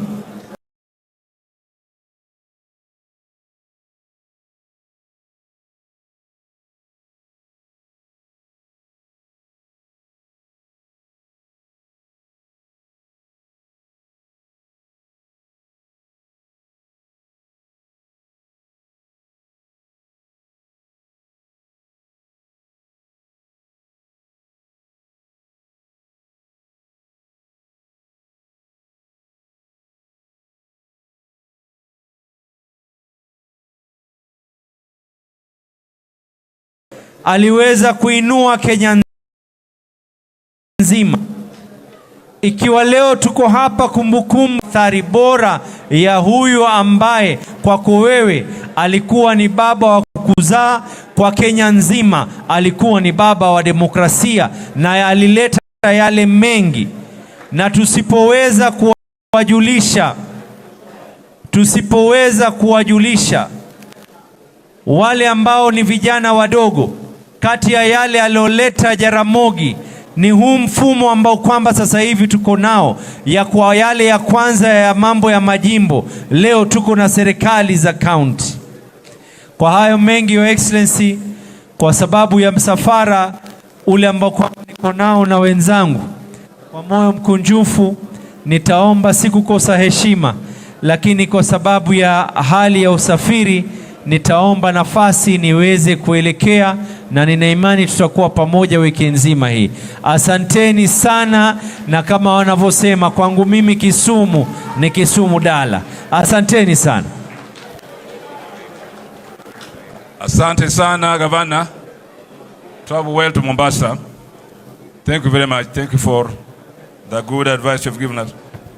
Now, the next session of the people speaking us on Zoom, before they do, can I ask Mheshimiwa Moses Kuria, Waziri Moses Kuria, please come over and at least say one or two things to the audience. I know I welcome you to Kisumu, and I'm not going to let you go back to Nairobi today. Familia ya Jaramogi Oginga Odinga, Baba Raila Odinga, Youth Leader ndugu yangu Uhuru Odinga, Mama Aida Odinga, Mama Margaret Kenyatta, na watu wa Kisumu, Nyadhuru Auntie, Nyadhuru Umor. Nimekuja hapa kusherekea hii sherehe ya miaka 30 for one of my early mentors when I was a young man. I remember as a student leader in the University of Nairobi, I met Jaramogi Oginga Odinga, and I remember we were accompanied, tulipelekwa kwa Jaramogi na chairman wetu wakati huo, Mheshimiwa TJ Kajwang, who is here. Pia tulikuwa with our Secretary General, Governor Ochilo Yako, who is here today. Na wakati huo Moi alikuwa amekataa kurejista chama chetu cha wanafunzi cha SONU, na Jaramogi tulipoenda kumuona akatusukuma mpaka hiyo chama yetu ikakuwa registered. I remember one time TJ Kajwang and myself went to see the then Attorney General Amos Wako, who was here today. And Amos Wako told me, young man, I understand your position, but my hands are tied. And he could not do anything about it. So Amos Wako, I don't know whether he's still around, he was trying to convince us, just accept to be expelled. Mkubali tu mfukuzwe katika university. Wakati tulifukuzwa kutoka university, Jaramogi Oginga Odinga akapiga simu, akatafuta mtu anaitwa Gerard Otieno Kajwang, na akamuamurisha aende mpaka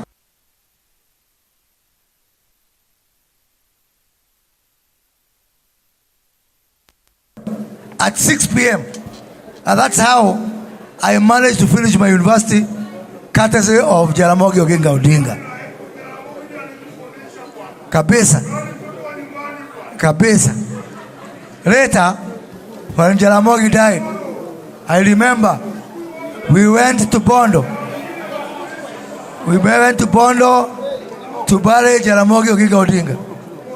And I remember James Orengo almost took over the funeral ceremony with his famous quote of Mark Antony.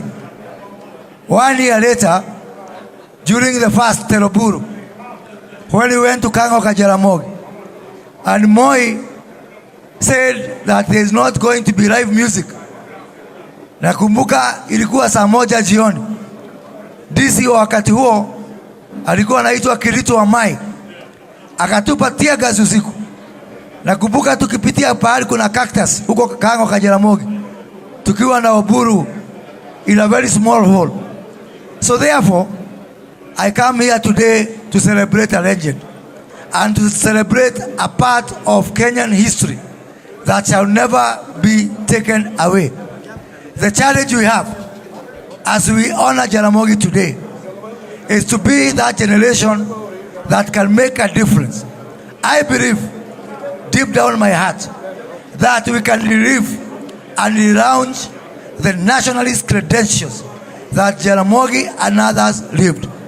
It may not be from a monolithic thinking as it was when Jaramogi and Kenyatta teamed up. It may not be from the same political party, but we can have an agreement on things that we can never have a dispute about. We can agree on a set of ideals that brings Kenya together. May God rest Jaramogi Oginga Odinga in eternal peace. Asante sana. Asante sana, Waziri Moses Kuria. Can we have order in the house, please? Tafadhali. Asante sana. Asante sana. Now we are going to have presentations from abroad from 4 scholars in Great Britain and the US who have studied Kenya very well in politics and economics and who knew Jaramogi as many of us do. So I'm going to request them to take 5 minutes each. I hope the electronics is ready for me to call Professor David Throop of George Washington University. He will be followed by Professor John Lonsdale of Cambridge University. And then our brother John Kamau, who is a well-known journalist in Kenya, but currently is doing his postgraduate studies in Toronto, writes very good articles in the papers, well-researched from archives and so on.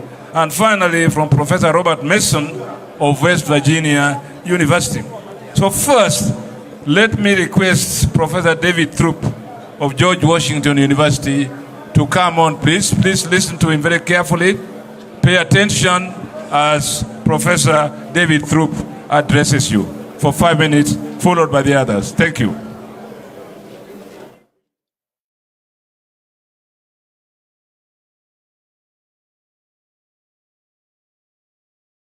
Gentlemen, I only met Jaramogi once when he was campaigning to honor him today. I think you can divide his career into 6 phases. First, the period of his education at Masino, the Alliance High School, Makerere, and then back to teach at Masino. And that period demonstrated, I think, his willingness to stand up and challenge authority in 2 famous confrontations with Carrie Francis. First as a pupil at Masino, and then just before he went to Makerere over Carrie Francis's appointment as the new headmaster of the Alliance High School. The second period is, I think, extremely important and underestimated. And that is the period from 1945 until he was elected to the Legislative Council in 1957, when he revived, along with Walter Odede and Achieng Oneko, the Luo Union, and played a pivotal role in the formation of Lutatco, the Luo Thrift and Trading Corporation. And it was during these years, 1945 to 1957, that he really captured the influence over the Luo community. First, as representative of the emerging Luo elite, but also representing the voice of the have-nots of Kisumu, and perhaps most importantly, as the spokesman of the Luo peasantry. It was his critique of soil conservation measures and stocking and cattle dipping, I think, in the 1940s and 1950s, defending traditional peasant principles that catapulted him into the position of Ker and leader of the Luo community, a position that in many respects he was to hold until his death in 1994. The third phase, and the one that we all know about, but which I'm going to talk about perhaps in a little more detail, echoing Michael Chege, is the period of the struggle for Kanu, the struggle from his election to the Legislative Council in 1957 until he resigns as Vice President of Kanu and Vice President of Kenya to form the Kenya People's Union in 1966. 1958, as has been mentioned, is a pivotal year, pivotal speech, when he says that the real leader of the Kenyan nationalist movement is Jomo Kenyatta, and that the rest of us sitting here in the Legislative Council are really merely his representatives. And Kenyatta has to be released to play his rightful role in Kenyan politics. But that relationship became tested. And as early as January 1964, it was already evident at the time of the Lynette coup in the KAR that Kenyatta had become a little bit more suspicious of Oginga, of the Jaramogi. And that concern, that suspicion grew at the end of the year on Jamhuri Day, December 1964, when Kenyan African Democratic Union disbanded, was incorporated into KANU, and changed the balance of ideological forces within the ruling party. The 12th of December 1964, of course, is also the date when Oginga Odinga took Jomo Kenyatta to open the Lumumba Institute, which was to be a training school for KANU officials. And in May 1965, on the graduation of the first class from the Lumumba Institute, they made the mistake, a fatal mistake, I think, looking back, to seize control of KANU headquarters, to proclaim that the leadership of KANU, apart from Kenyatta and Odinga, had all been dismissed, and to usher in a left-wing platform. That event, May 1965, marked in many ways the end of Jaramogi's personal relationship with President Kenyatta. At the same time, of course, you have the rumors about the Russian ship providing weapons and supplies, being shadowed by the Royal Navy, and coming into the port of Mombasa. In fact, of course, it arrived first in Dar es Salaam. If there were any weapons, they were unloaded, and then subsequently made its way into Mombasa, where it was quarantined, it was searched, government ministers were searched, and so on. And that was the final blow. And we can see that by the issuing the following month of Sessional Paper number 10, the famous commitment in Kenya to African socialism. And it being quite clear that African socialism in Kenya represented something very different from African socialism and the Arusha Declaration and Ujamaa in Tanzania. It was much more friendly to capitalism. It marked, if you like, the culmination of the final blow to the Jaramogi standing inside the inner circles around Kenyatta. But having said all that, I want to refer to what Michael Chegi said. And I want to talk in particular about the Information Research Department at the Foreign Office and its dirty tricks section, the Special Editorial Unit, which in these crucial years, 1964-65, produced 4 black operations against Odinga. The first of which, in September 1965, saw the publication of a story, revolution document in Kenya, in the Daily Telegraph, which had allegedly been issued by something called the People's Front of East Africa, and which alleged that Jaramogi was to be brought to power by a recently formed People's Revolutionary Socialist Party. This story was completely concocted by the British, and it sent out 80 copies, which it hoped would be caught and published in the press.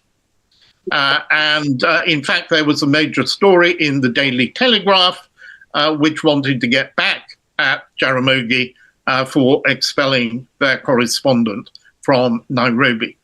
And there were other fabrications, other pieces of what we would now call fake news, claiming that he was a tool of the Chinese, and so on. The story of British propaganda operations in Kenya is a reminder that the days of a declining empire were not as much pomp and circumstance as deception, disinformation, and dirty tricks. At its heart was an effort by London to continue to exert control over a former colony well after it had become independent. And Jaramogi was the great victim. The 4th, 5th, and 6th phases I won't really talk about, they're well known. There's the KPU phase, 1966 to 69. There's the era of detention and house arrest and the failed political comeback in 1980, 1982. 2 decades, really, of frustration and years of wilderness. And finally, you have the campaign for multi-party politics. If Ford had not split, if Kenneth Matiba had not pulled it asunder, they might well have won. They already had 63 seats in the 1992 election. If you combine Matiba and Jaramogi's vote, it comes to 42% compared to the 36% by Daniel Arap Moi. But in all probability, of course, the election would have been rigged even more. There would have been even greater violence. But I want to end by giving you a thought. If the Jaramogi and Ford had won, and Ford had remained united, and Jaramogi had become Kenya's 3rd president in January 1963, Kenneth Matiba would have succeeded to the presidency on January the 20th, 1994, 30 years ago today. Okay, thank you so much, David. Would have been very different. The subsequent speakers to hold on to the 5 minutes limit. We shall request you subsequently to send us these papers, even the ones that have been given here today, so that we can have a follow-up publication of this 30 years memorial of Jaramogi. I know we have a lot to say, but it is now 5 o'clock in the afternoon, evening in Kenyan time, and we still have one more panel to go through. So I'll try to make it as short as possible for the remaining speakers. My friend John Lonsdale, Cambridge University, can we hear from you the next 5 minutes? And then you can send us your speech so that we can publish it. John? Thank you very much, Mr. Chairman. I'm very grateful indeed to have been asked to attend this meeting. John? And also greatly honoured. And I'm delighted. Family from many distinguished contributors. I will speak very briefly. My former student, David Throop, is not known for his conciseness. I shall be very much more concise than him. I just want to take up what others have said about Odinga's rootedness. I met him once only a long, long time ago when I was a research student at Kisumu in 1963, when Odinga, as others, were campaigning. He was very busy. He swept by. I managed to say hello, and that was about it. But the point I want to make is that the person I found most interesting to talk to around Kisumu in 1963 was a wonderful old man called in progress. Olola. And John Paul Olola was the farmer at what used to be called the Native Farm at Kibos. He was, I think, Odinga's business mentor in founding the Luo Thrift and Trading Corporation and the bus company. So that Odinga grew up, I think, in an atmosphere of extraordinary intellectual depth and interest, surrounded by people like John Paul Olola, a generation older than him.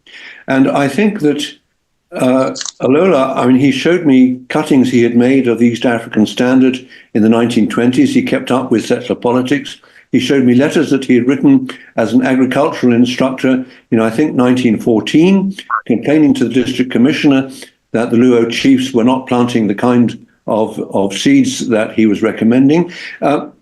Odinga was himself a great man, but he was, I think, the child of great people.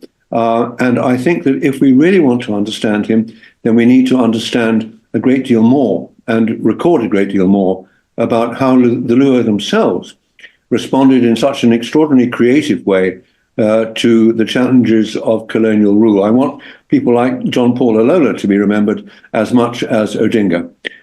With that, I will hand it back to other people who remember very much more about Odinga than I do, a man I have always admired. Thank you very much.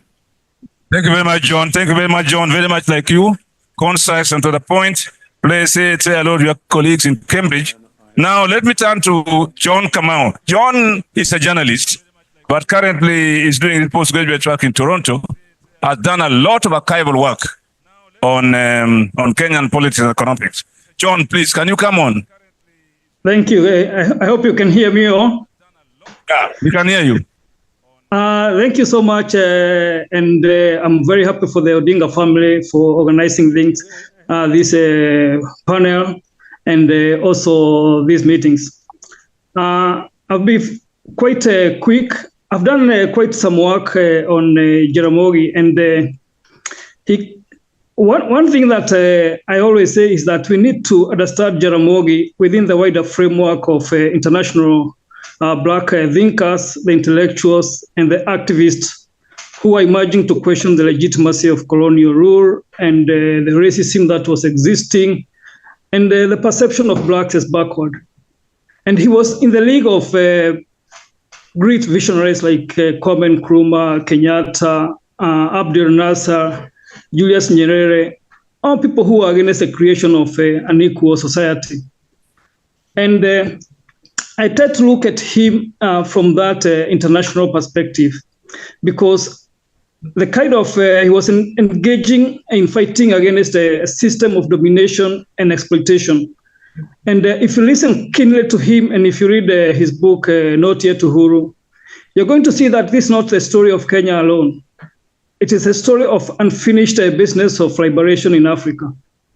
And having been born at a time when the sun was never setting on the empire, I think he took it as his duty to make sure that by the time of his death, the sun will have set on the empire. But also, the empire also struck back, and Professor David Throop has talked about the kind of response in which what the empire did. And those who look at the propaganda system and the way it worked with the British intelligence, I think having failed to create Jaramogi to become a loyalist or to become in their own image, to create a man in their own image, they turned against him, and they made sure that they turned against him, and they made sure that the only thing that they could do was to satanize Odinga, the way they satanized everybody else who was against the empire. And to do this, I think we need to reflect so much on the works of the Information Research Department and their data campaigns in Africa and in other places where they started this misinformation campaign. And that's what worries me, is that we fell into this trap of this misinformation. And even up to this moment, we are still trapped into some of the politics of this misinformation and the black propaganda, which was started by the British.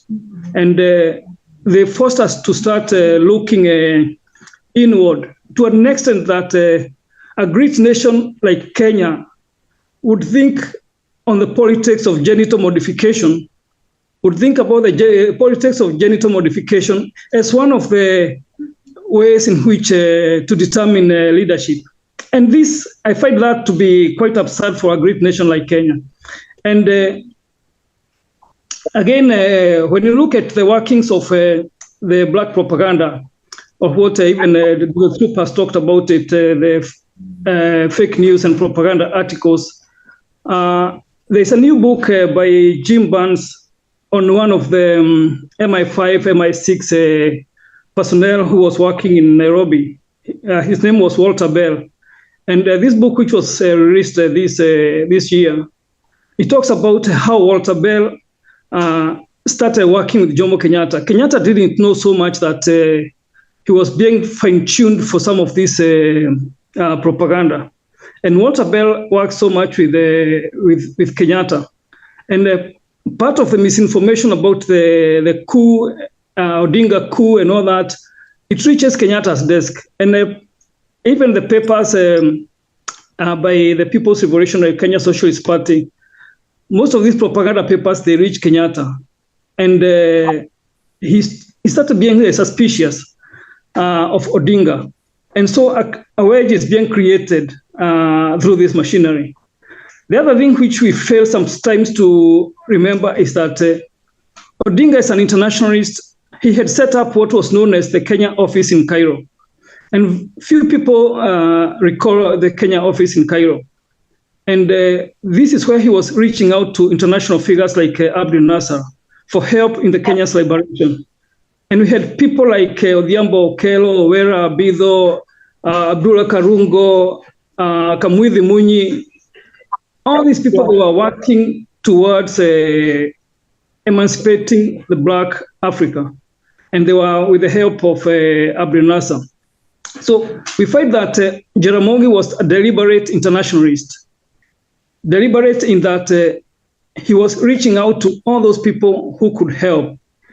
And that is why you find his friends included people like Kwame Nkrumah,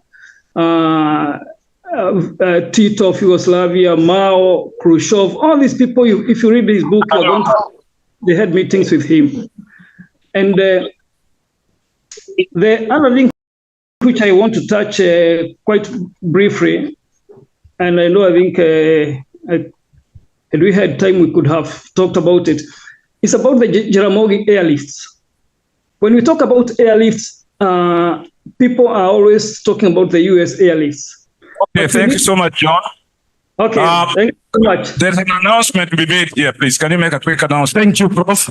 I wish to remind that we are here on a very important intellectual discourse. All movement behind the dignitaries must stop. Madam, you cannot be selling calendars at this time. That one is not possible. All security officials, people are seated behind you for a good reason. You can't be standing in front of people who are seated. God has given us a sound mind and we must use it, especially here. Kindly, Calvo, kila mtu aliyesimama hapo aondoke. Na wewe mzee uliyesimama mbele ya kamera, tunakuomba uketi. Na tusalie watulivu, tusikilize maswala yanayozungumziwa hapa. Professor. Thank you very much. We have the last speaker on Zoom, Professor Robert Mason of West Virginia. And I'm requesting Robert to observe the 5-minute rule because we have our last panel yet to come and it's already 5:10. Thank you very much, Bob. Try to lead that advice. Starting just by recalling the times that I. Can we, Robert, on please? Yes. Those people that please, can you go out or keep quiet and sit down, please? Please respect us as we respect you. Tafadhali. Tafadhali. Okay, John, Robert, please. Thank you. First, honored in a speech he gave in Kisumu, sponsored by the McGarry Extra Mural program, and of courses in Western Kenya. And he shared the platform with Musa Amalemba.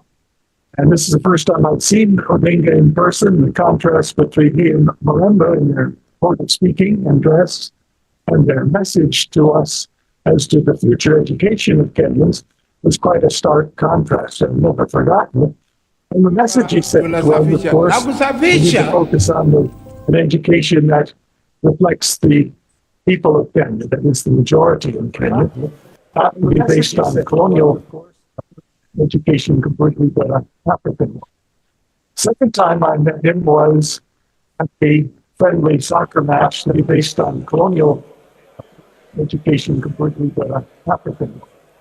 Second time I met him was at a friendly soccer match that was arranged between North Nyanza and Central Nyanza to welcome Kenyatta and Odinga to Western Kenya. First time Kenyatta visited, Jomo Kenyatta visited as Prime Minister.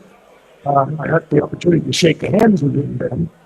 But thirdly, when I returned to Kenya in 1968-69 to carry out dissertation research, I was really looking for a place to stay. I found an apartment in America House on Windy English, which some of the headquarters as well as the police in obvious and less obvious. Anyway, only one time did I get threatened to be taken to the Central Police Station for going into the building where KPU was. But the example I would like to give would follow up on what Professor David talked about, the 1958 statement in Mexico by Jaramogi that Jomo Kenyatta was the leader of the Kenya's Africans, to remind that in the following year, April of 1959, he made that case directly in the face of the Secretary of State for the Colonies, Lennox Moy, who had been briefed before this meeting. Odinga was leading a delegation from the constituency elected members organization, including African and Asian members of LegCo. Lennox Moy was told he had to push back against those in Kenya who were glorifying Kenyatta, as they briefly put it. He did, but he jumped immediately to defend Kenyatta as a leader of Africans, called for his release, and of course infuriated Lennox Moy, but the die had been cast a few days earlier. He had announced in Parliament that there would be a constitutional conference coming. That was the first Lancaster House Conference. Thank you very much. Thank you very much, Robert. And thank you, David. Thank you, Professor Lonsdale. Thank you, John Kamau. Still stay tuned because we are doing the last panel now. And we thank you very much for turning up for this occasion. We now have the last panel, which has those Jaramogi inspired and those Jaramogi mentored. Governor James Orengo will take the last seat because he'll be the last speaker. Dr. Mukisa Kitui, the second last seat. Gitu Kaengeri, you'll go to the third seat. Archbishop Okoth will come to the second first seat. And Mama Jael Bogo, will she speak from there? Then she can come to the...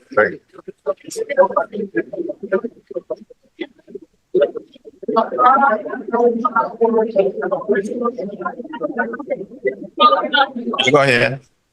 Here.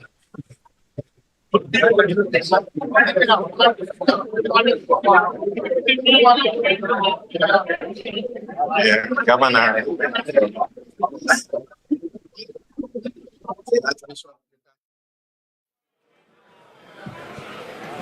Governor.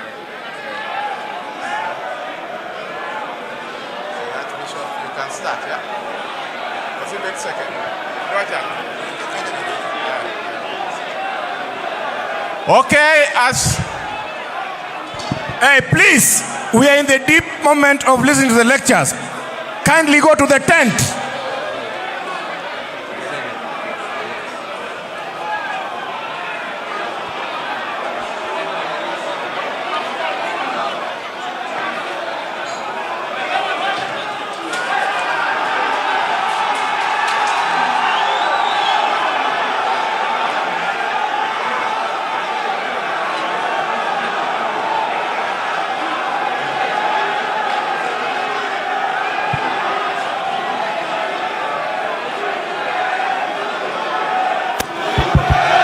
Yes, yes, yes.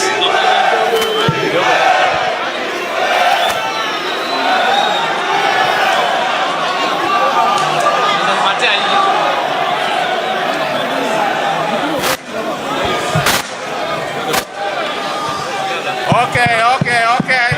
We now go to the last panel, and we will start with those.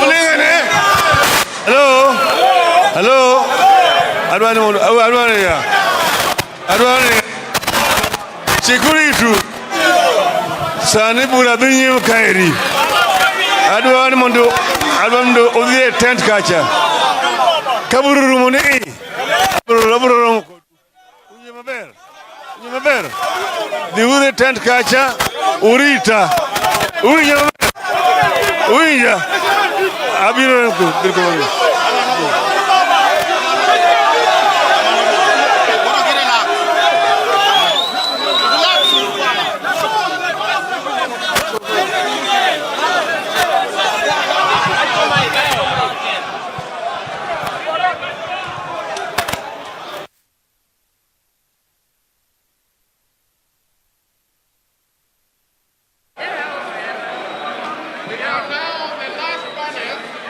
And we will start by Archbishop Okoth, who was inspired by Jaramogi.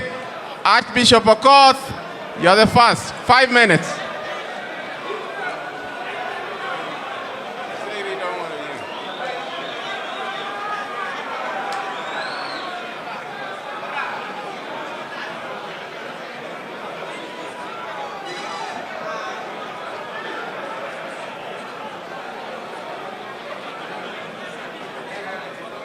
Okay, we'll have Archbishop now.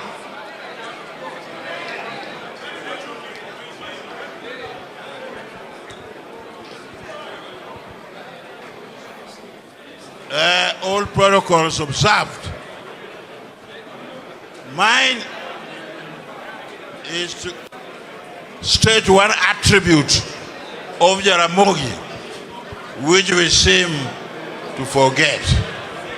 Jaramogi was a man of gratitude. Jaramogi was a man of giving thanks. Jaramogi no going aside erokamano. Mokwongo. Kana bedo jabiskop ka. Jaramogi samane kana lotunga kweda. Yes. Jaramogi bene otingo rengo. Kedo picha na ubro neno. Kwa mbo ugweda. Nyesaye ugwedwa. Wan ke Jaramogi no kwa rose e public. Mwe kane waro. Mokwongo anyiso. Kaka Jaramogi no go na Nyasaye erokamano. Kada chieng mane iko Kenyatta ne antiere. Kendo ne antie kanyo ka jobiskop marwa rielwe kuom Kenyatta. When we were praying for State House, Kenyatta in State House, and Jaramogi was passing gi wach mar Raila wacho kae. We in chame mari imodo kiki good. Yes. I was there and I had it, and my hands were straight over Mzee Kenyatta. Mano Jaramogi wacho to kadho talemo ne Kenyatta. And our experiences. Machielo ben awakonu ya. Jaramogi no kono Nyasaye erokamano. Mai to kada wacho mang'eny abiro wacho matin. Lawakino matin. Kano tue Jakom 82, 90 years. Mama ida to ng'eyo. Onge gima lando. An mawacho ne amna rwako ne Jakom deyo ne. Kaluongo ne Father Augustine mwa Machakos. Akete mdoka moro mo olal kode mochopo kae mo lal kode mo kadho kunam modhi loka kocha. Moko go kanyisu mang'eny. Jaramogi ne wacho Nyasaye erokamano. Nyasaye ogwedhowa. Mano wan gi Jaramogi. Koro wagino gik mane ok owacho ni mondo winji. That's what Jaramogi was. A man of gratitude to God. Kana weche tek. Kendo wan gi Bishop Okulu ne waromo gi Jaramogi. Sunset Hotel, okay hotel ka. Wadhi wakawo room moro in the upstairs. To wabed kuro sa ariyo adek otieno. Nyaka saa auchiel. Kwa konja muro gi paro how to get around that section 2A. Mako ne bang'e wayudo. Kane gino chopo kare. Jaramogi wacho Nyasaye ogwedhowa. Nyasaye erokamano. Jaramogi was a man of God. Don't think he was only a fighter of political affairs. He was also a fighter for justice and truth and police. Machielo, mabedo karawacho mang'eny. Kanogi kama koro. Mama ida bende tich onge gitimore nade. Saeno ke nalia komorone kao nyikwa Jaramogi gi itere school. Mwatere school. They learned in Nairobi school. James Orengo knows very well how Alois Opio, his friend, that we just buried the other year, used to take the fees of these black children of Jaramogi and pay them at Consolata school. I told him, don't say whose parents. They are children of God. They go to school. That is all. Jaramogi came to say, Nyasaye erokamano. Nyasaye ogwedhowa. Nyaka ne nwang'o na mondo abed jabiskop. Wach mange Jaramogi ne en ma Nyasaye ogwedhowa. Nyasaye erokamano. God has blessed us. Let us thank God. Machielo kane gika makoro. Moi the President Moi biro board. And Moi was there. Jaramogi was there. Jaramogi asked Moi, in an umbrella, kivuli, motingo Kenya te, kelwa pi, gimat isitima bondoka. No winjo kaka negedhino, kaka negedhi. Zaya no mi ariye komoro matin, madhi alando go loka, wuothe piny Jerman, adhi pinjo Brussels, bende. Achopo kanyo ero. Koro kano gi kanyo. Wayudo sitima moa Mamboleo Nyakolago. The Mamboleo electricity going to Bondo is a responsibility and my initiative to do that on the request of Jaramogi Oginga Odinga. Kendo kano wachopo Bondo, wadhi Nyang'oma, Nyakolago. At Olago itself at the port, I engaged a Jewish water engineer, Adler, that fixed the Olago water project. Jaramogi used to come there every day almost. Jaramogi thanked me and said, Bishop, erokamano. Nyasaye ogwedhowa, Nyasaye erokamano. That water project, no negotiate. Nyakoduok, Nyang'oma, back to Bondo, Keroko Chiko Imbo. Two distribution tanks had to be built on top of the hill. Jaramogi went to the community and asked the people, allow the bishop, let's get a tractor to make a road to the hill, top of Sarafongo Hill. There are 2 water tanks there I built that distributes water back to Nyangoma, back Kochiko Imbo, back Kadugo Nango Kon. Jaramogi comes and say, Sayo Guedewa, Sayo Kama. Kadakina no picture. Maneo Wayao Kanyo, Malungo bishops my Kenya te came to Nyangoma Olago side. Wasamo Misakanyo, Wagona Yasairo Kamal, P Mani Oyodo. Sao Sakwanonga P. Jaramogi Tiere. Mabene game, Jalango Kumo, Manodungo for Kenya roaming ambassador. You are there. And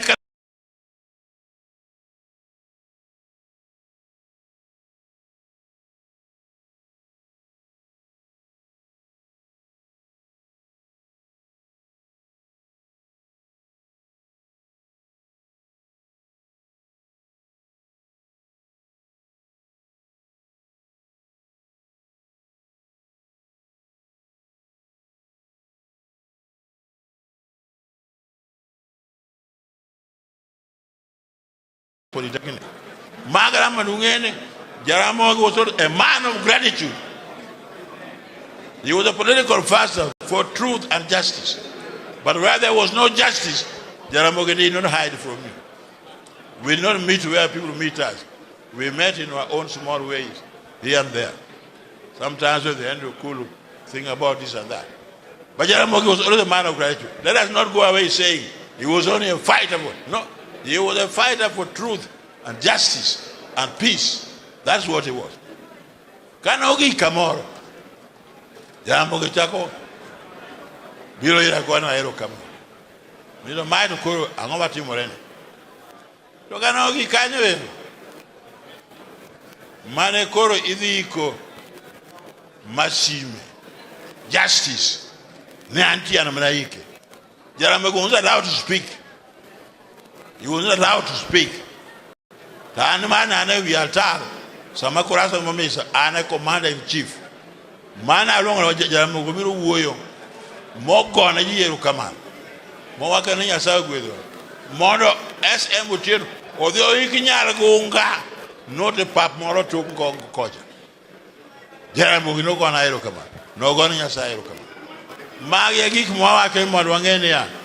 Ngema Jaramogi ne en gima mnyaka wa respect, wa meyo also gratitude, and wa thank God because sayo gwedi sayo rukaman.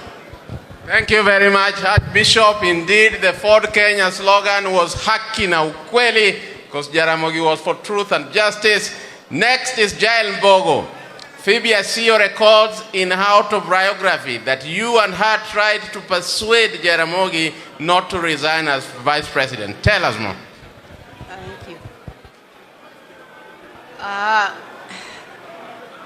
I hope you will excuse me to speak in English a little and mix it where necessary with my mother tongue. My name is Jael Ogombe Mbogo. To the family of Jaramogi and all protocols observed, I come to you today to confirm that that I am one of the products of Jaramogi's mentorship. I was with Mzee from 1958 in Eastlands, Nairobi, which was then known as the natives area. After the death of Ofafa,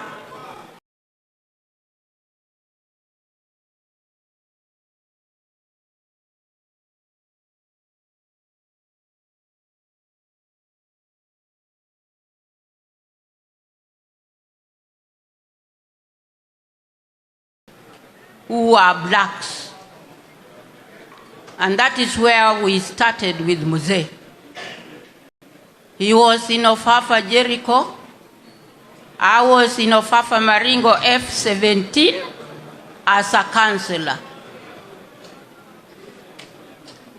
We were 6 of us, 5 Africans and 1 Asian. T.S. Nyanandra represented the Asian community in the city council under the leadership of the lady mayor, who was a European. I was also at the same time working with the city council in the building department as a secretary. And during the course of my work, there was a lot of happenings. This was the time when Africans were getting ready and fighting hard to achieve our independence. I got involved in many ways because of my skills and service. Through Jaramogi, I learned one principle. That was, you cannot receive money or anything before service. It is service before self, which was very difficult in those days, and particularly in these days. You cannot expect anybody to do anything for you without first exchanging money. That was the beginning of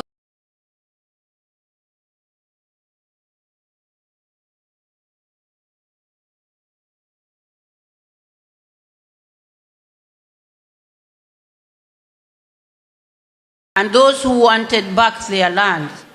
There was agreement for the British to send money to settle the ex-detainees who are being released at that time. When Mzee wrote about not yet uhuru, he had noticed that the money that was coming to compensate the detainees who are being released never reached them at any cost. Instead, there was a company, Kikuyu Land Buying Company, which was charged with raising money to buy land from the Wazungus. But even that did not work properly. Therefore, he was very disappointed. When he saw this, and he found out that he could not get his points considered, that's the time he resigned and formed the party, KPU. I wanted to join the party then because he was our leader from Eastlands. Every morning we would be controlled 3-4 times from Ofafa to City Hall. You lie down, you stretch your legs, and you open your mouth.